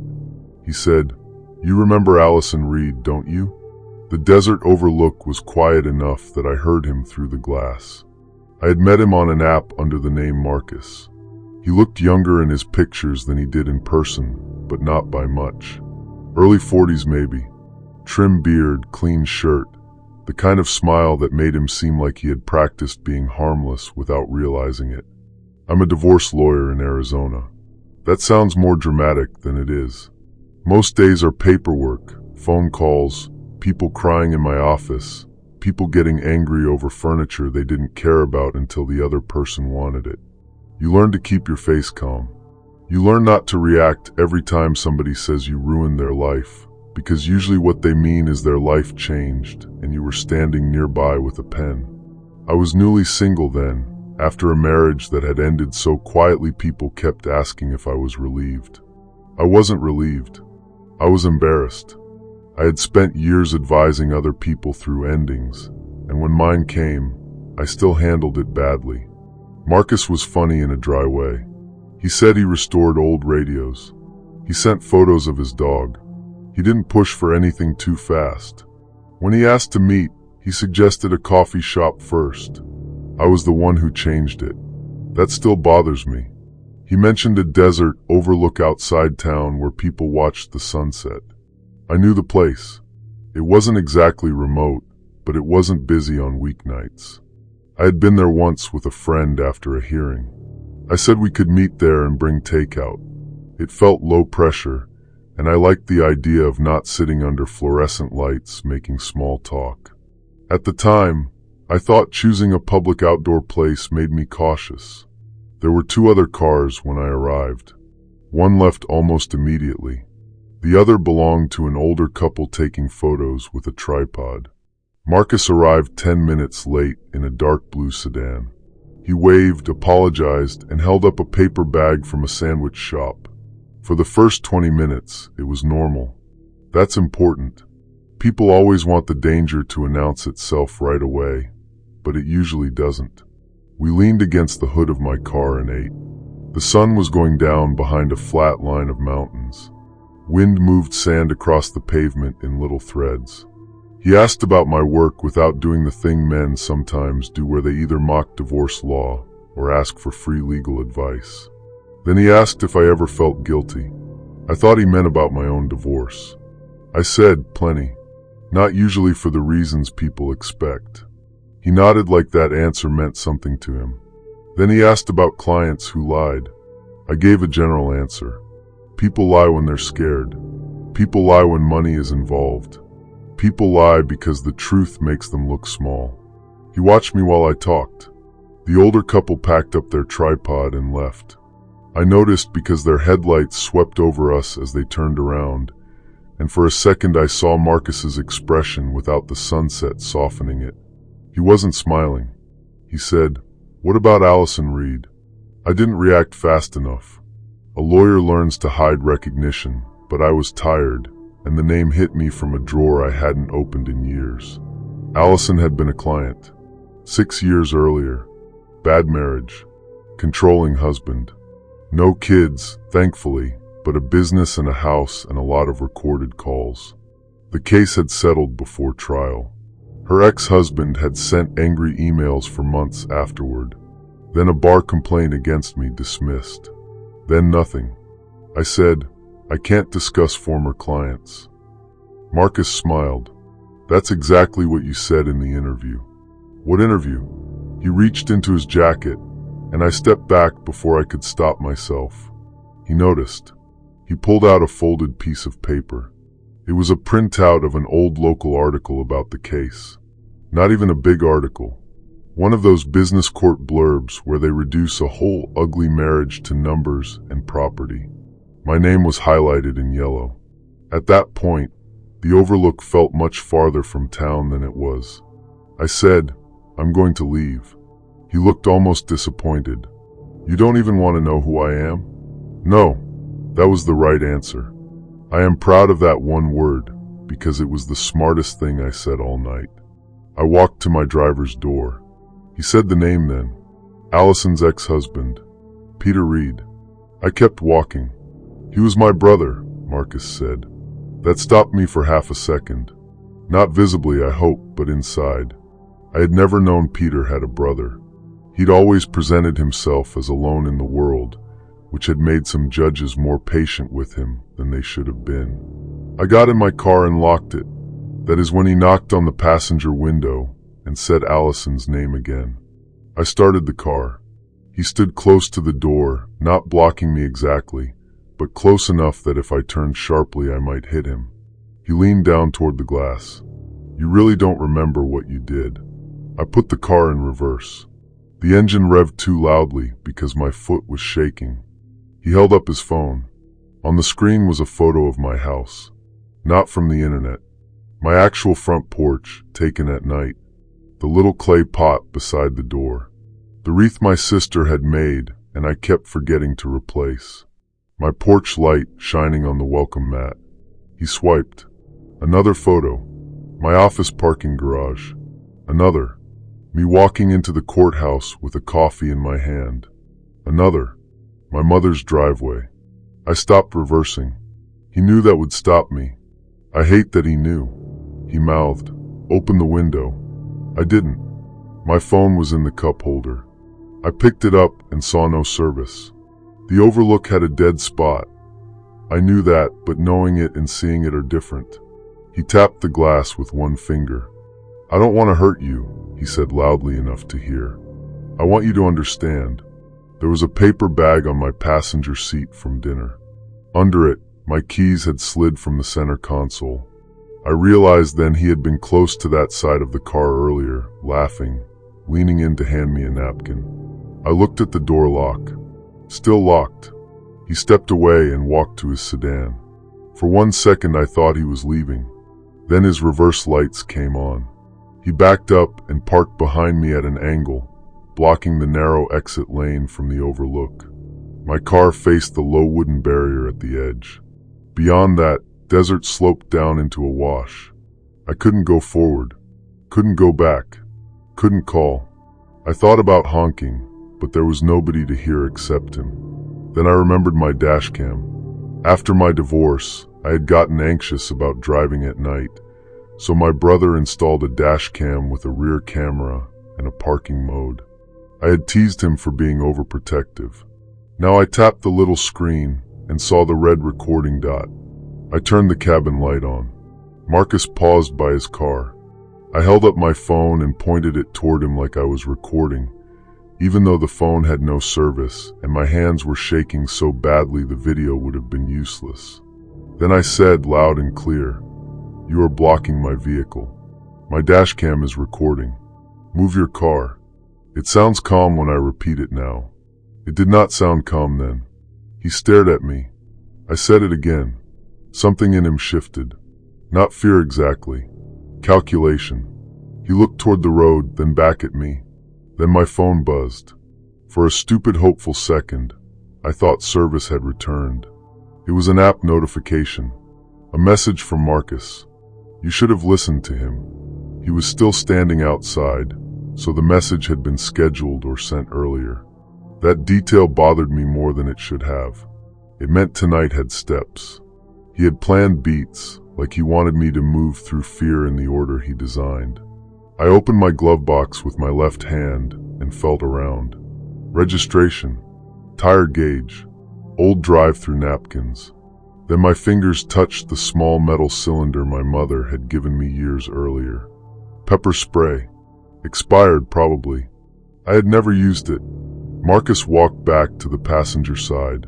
This time he tried the door handle. I leaned across, aimed through the narrow gap where the window met the seal and pressed. Most of it hit the glass and blew back into the car. Enough must have reached him. He shouted and stumbled away, covering his face. I coughed so hard I gagged. My eyes burned. I could barely see. But he had moved. I threw the car into drive and turned toward the only opening I had, the space between his sedan and the barrier. There was no way it should have fit cleanly, and it didn't. My passenger side scraped hard against his front bumper. Metal screamed. The steering wheel jerked. I kept my foot down. For 1 second the right tires went off pavement. Then I was through. I drove half-blind down the road with all the windows open, crying from pepper spray and adrenaline. Service came back about 2 miles later. I called 911 from a gas station with the clerk standing beside me because I didn't want to be alone. The police found Marcus's sedan still at the overlook. They did not find him there. They found him the next morning at his apartment. His real name was Daniel Reed. He was Peter's half-brother. Peter had died the year before. Not because of the divorce, no matter what Daniel believed. Heart attack. But in Daniel's apartment, they found boxes of printed court documents, photos of my office, and a handwritten timeline of my routines. They also found old letters from Peter. Some mentioned me. Some mentioned Allison. Some were just pages of blame. The strangest thing they found was a receipt from the sandwich shop with a note written on the back. Do not let her leave before she admits it. Admits what? I don't know. That I represented a woman who wanted out. That I did my job. That I didn't remember every person who hated me afterward. He pleaded to stalking and unlawful restraint charges. There were other things, but I try not to keep the legal details in my head. I already kept enough. The dashcam video showed his face, his car, and the moment he tried the handle. Without it, I think he would have sounded polite and sad in court, and I would have sounded like a woman who overreacted to a bad date. I still practice law. I still meet clients who are afraid of people who know how to seem normal. But I don't meet dates anywhere quiet now. And when someone asks if I ever feel guilty, I listen very carefully to what they already think I did. Story 9. The fake emergency alert looked more real than the real ones. That was the part one kept coming back to later. The font was right. The tone was right. Even the ugly gray box looked exactly like the ones that pop up for flash floods or missing persons alerts. It said there was an active search in the area, and all hikers should return to the nearest trailhead immediately. I was on a ridge trail in Oregon with a man I had met 3 weeks earlier, and my first thought was not that the alert was fake. My first thought was, I helped build systems that are supposed to stop this. I worked as a software engineer for a dating app company. Not the app where I met him, because I was not that reckless, but a competitor. My team worked on safety tools, location sharing, fake profile detection, panic check-ins, message flags. The kind of features companies talk about in press releases, and users only notice when something has already gone wrong. His profile said his name was Nate. He was a product designer. He had a dry sense of humor and asked specific questions about my work without acting like he wanted trade secrets. We talked about bad user interfaces, trail maps, cheap diners, and how everyone in tech pretends they don't use the products they build.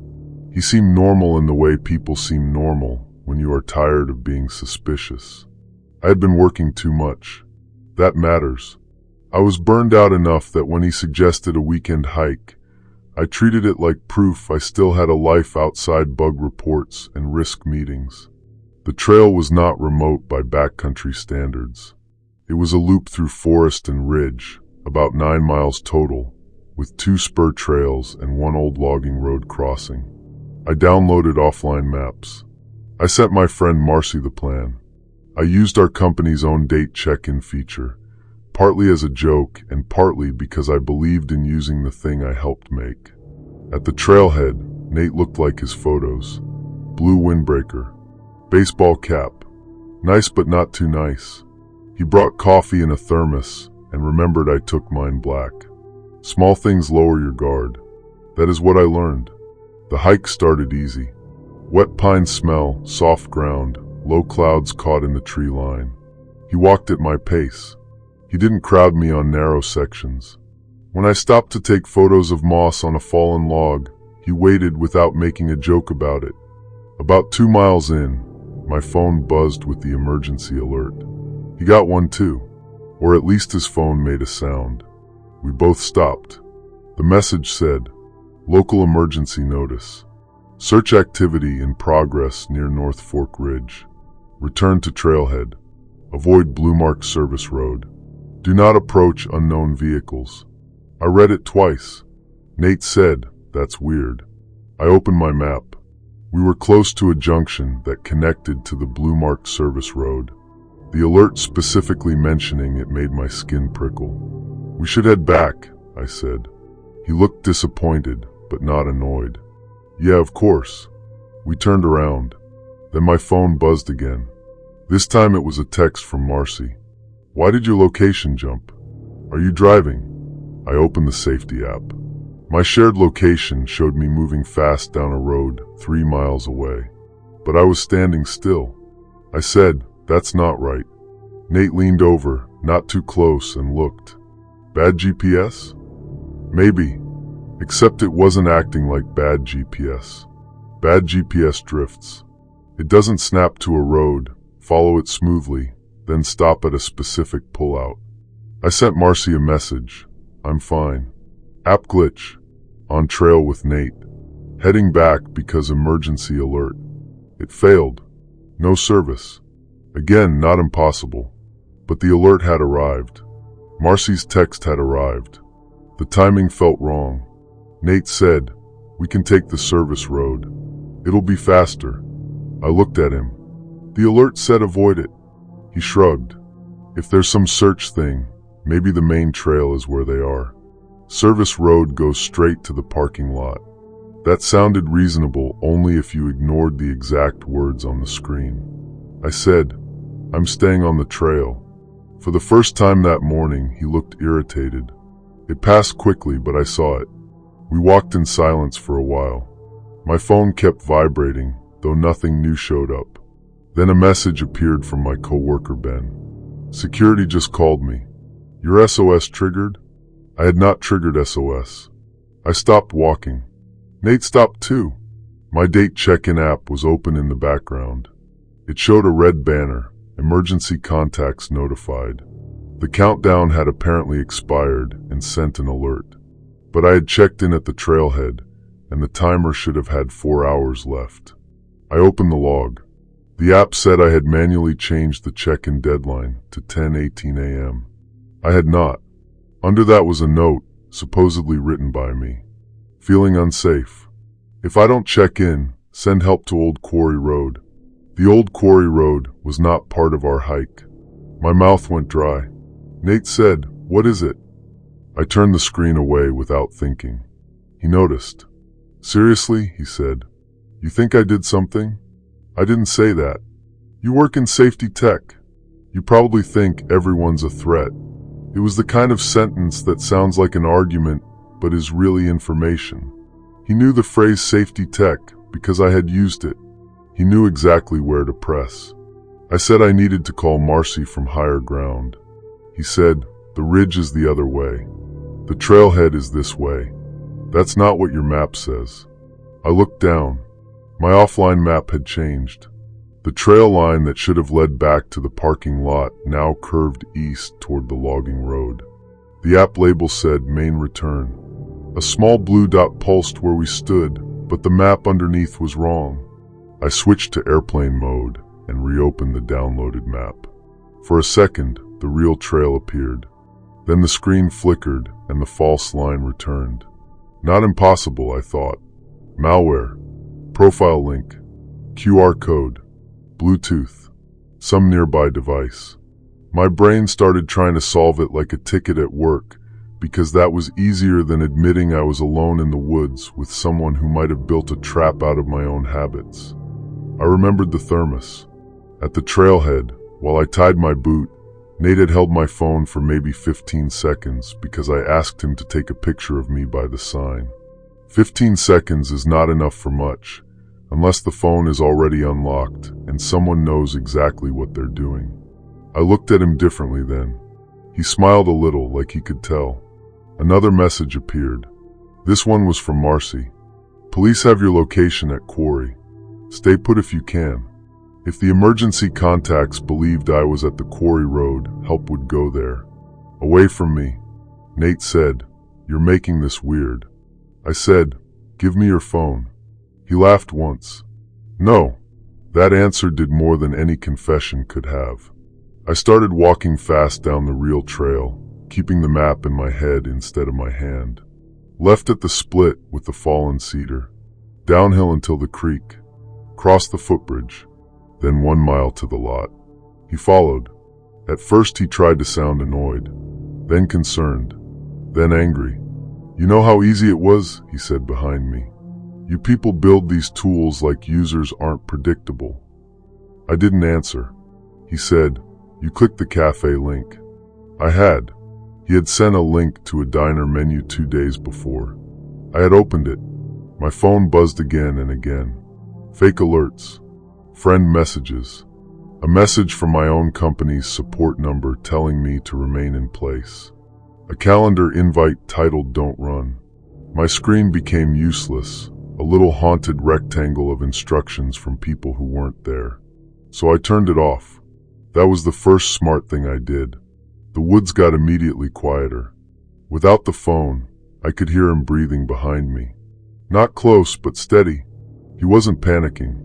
He had expected digital confusion to do most of the work.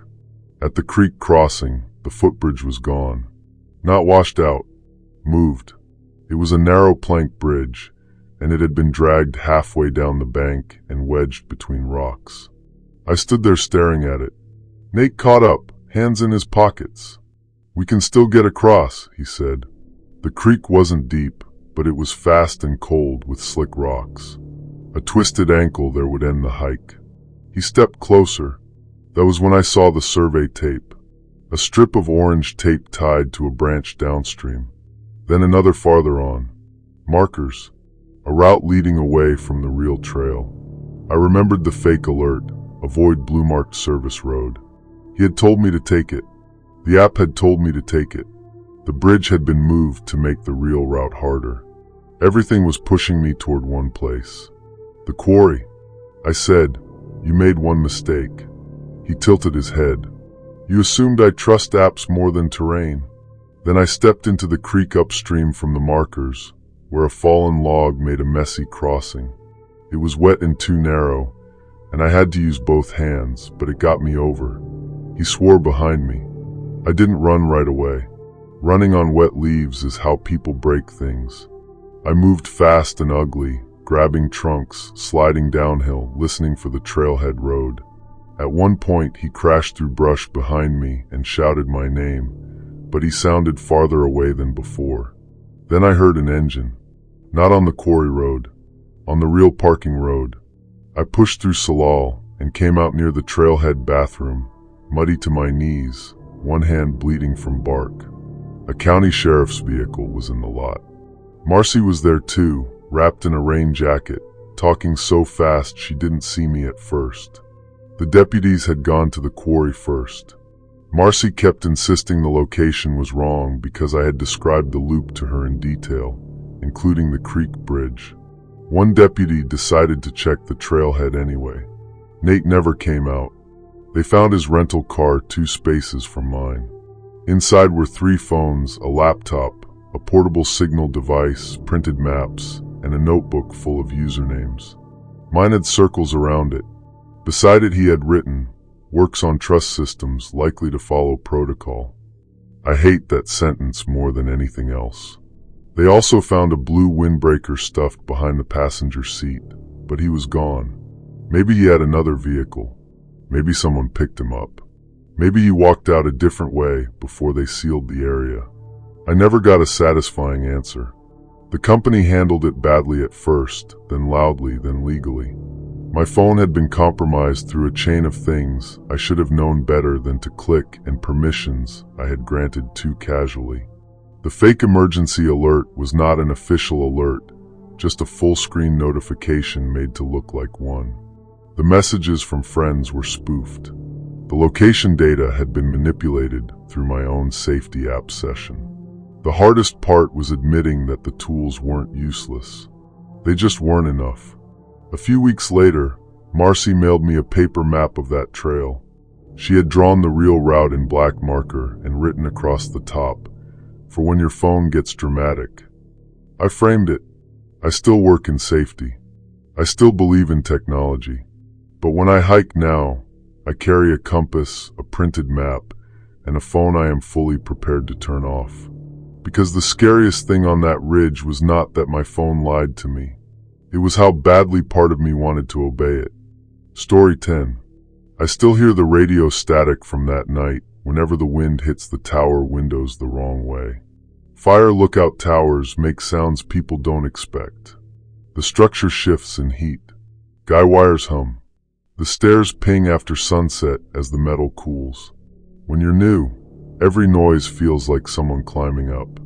After a month, you stop reacting to most of it. I was alone in a lookout tower in eastern Washington for my second summer with the Forest Service. The tower sat on a rocky knob above miles of dry pine and scrub.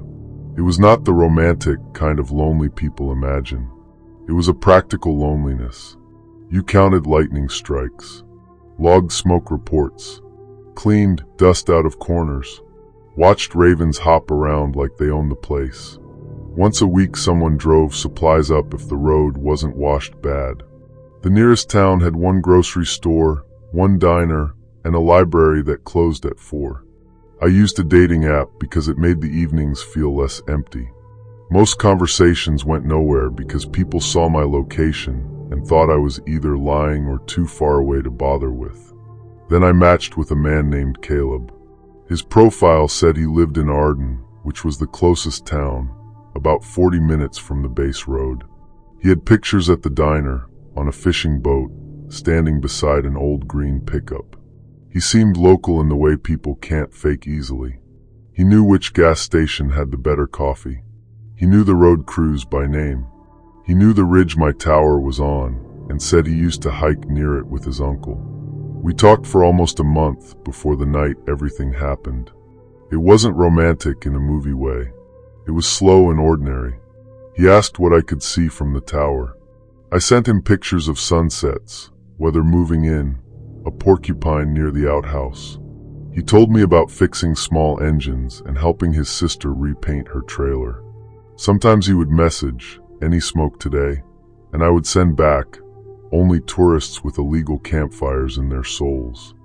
I liked having someone to tell things to. That was my weakness. Not desperation exactly, just too much quiet and one friendly name on a screen. The day of the fire had been red flag weather. Hot, dry wind coming out of the west and hard pushes.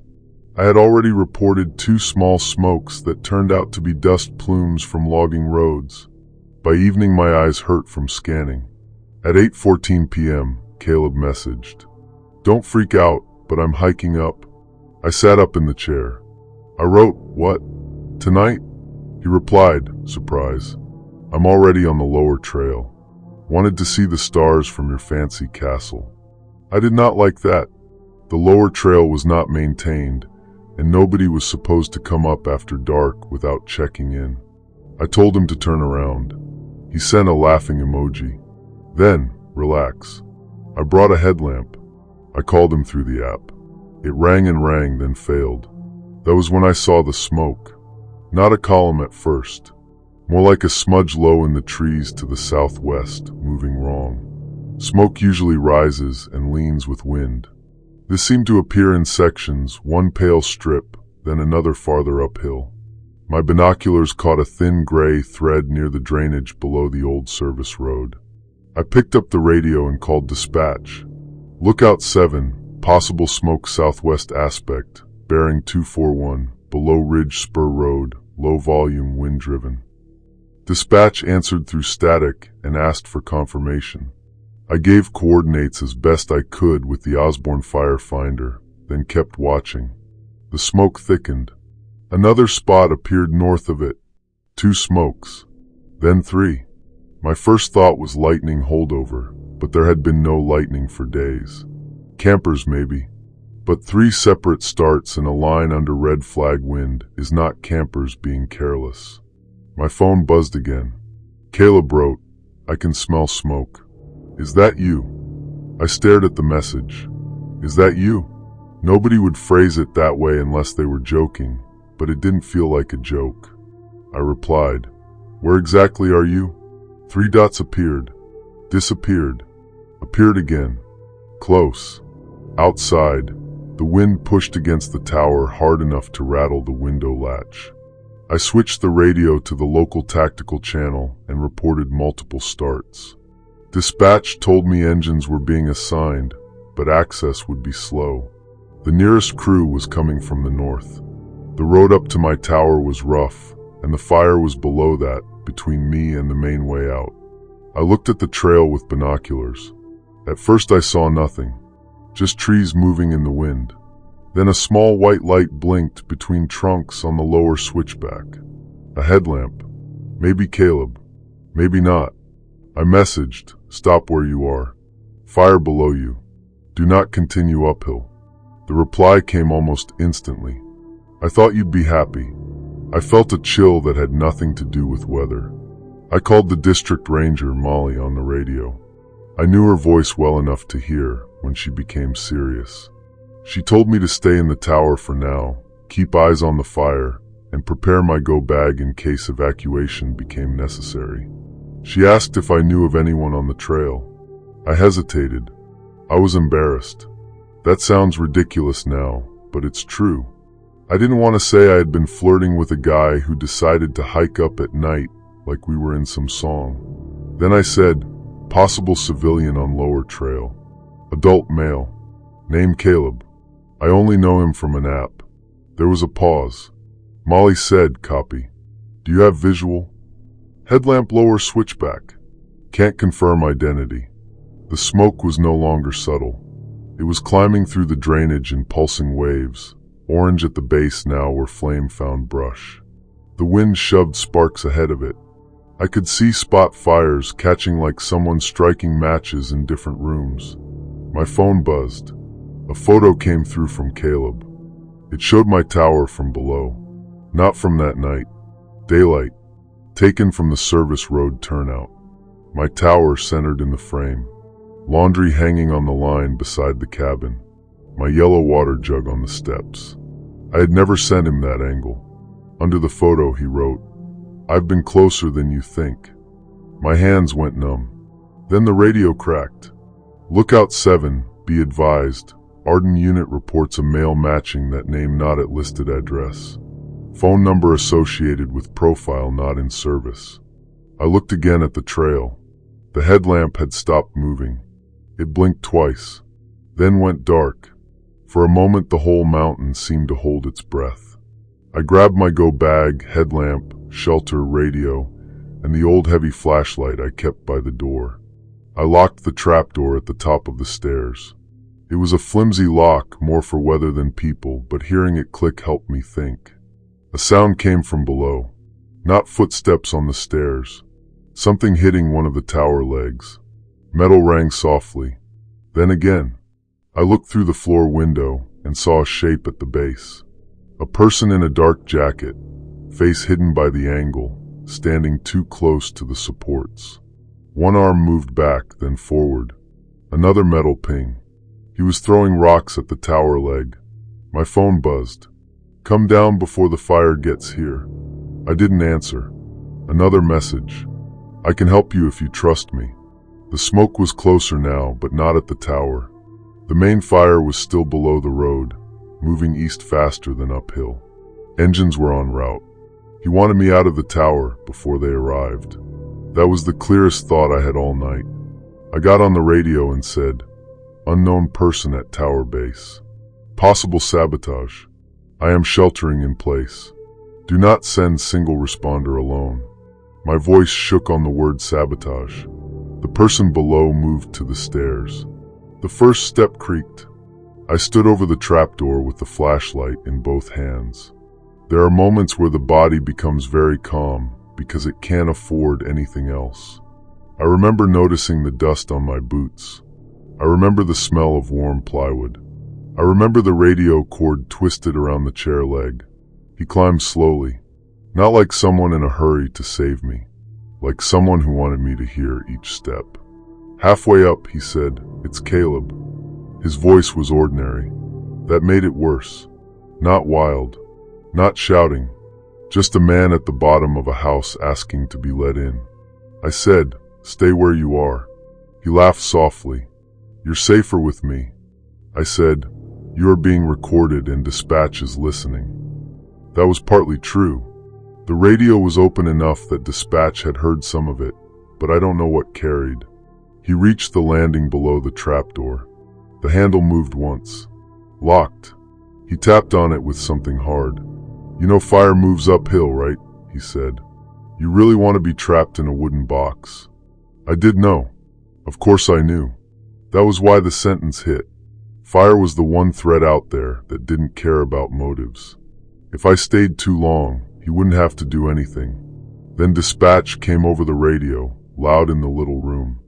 "Lookout 7, law enforcement and engine crew are approaching from North Spur. ETA unknown. Maintain position if safe." The tapping stopped. Below me, he whispered something I couldn't make out. Then he ran down the stairs. I crawled to the window and watched him cross the clearing. For the first time, the fire lit him from the side. I saw a backpack, dark pants, a cap. He moved toward the old service road, not the lower trail. That mattered later.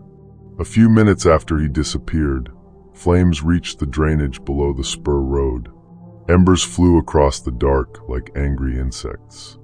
I reported everything I saw because that was my job, and because talking kept me from picturing him circling back. The first engine arrived from the north at 9:06. Law enforcement was with them. They came up with lights off until they were close, then flooded the clearing. 2 firefighters escorted me down. I remember one of them saying, "Watch the steps," in the calmest voice, like we were leaving a restaurant. They did not find Caleb that night. They did find fresh ignition points along the service road. Not lightning, not one campfire. Multiple starts using oily rags and cheap lighters. The fire burned 312 acres before crews got lines around it. No houses lost. No one killed. People called that lucky, and it was. The dating profile vanished by morning. The photos he had sent were still on my phone. Investigators used the tower photo to figure out where he had stood. At that turnout, they found boot prints and cigarette butts. They also found a small glass jar with ash inside, tucked under a rock. The lab couldn't do much with it. The prints went nowhere. The phone number was fake. The pickup in his profile belonged to a man in town who had sold it 2 years earlier and had never heard of Caleb. Molly told me later that someone had filed complaints the previous summer about the tower watching private land, which made no sense because that was literally the purpose of a lookout. The complaints were anonymous. I finished the season, but I didn't go back the next year. People assume it was because of the fire. It wasn't only that. Fire has rules. Bad ones sometimes, but rules. Wind, slope, fuel. You can learn them. What stayed with me was the month before. The friendly messages. The little local details. The way loneliness made a stranger feel like a neighbor. I still miss the tower sometimes. I miss sunrise over the ridges and the clean line of sight after a storm. But I do not miss looking down at a headlamp in the trees and realizing the person coming toward me might have been the reason the forest was burning.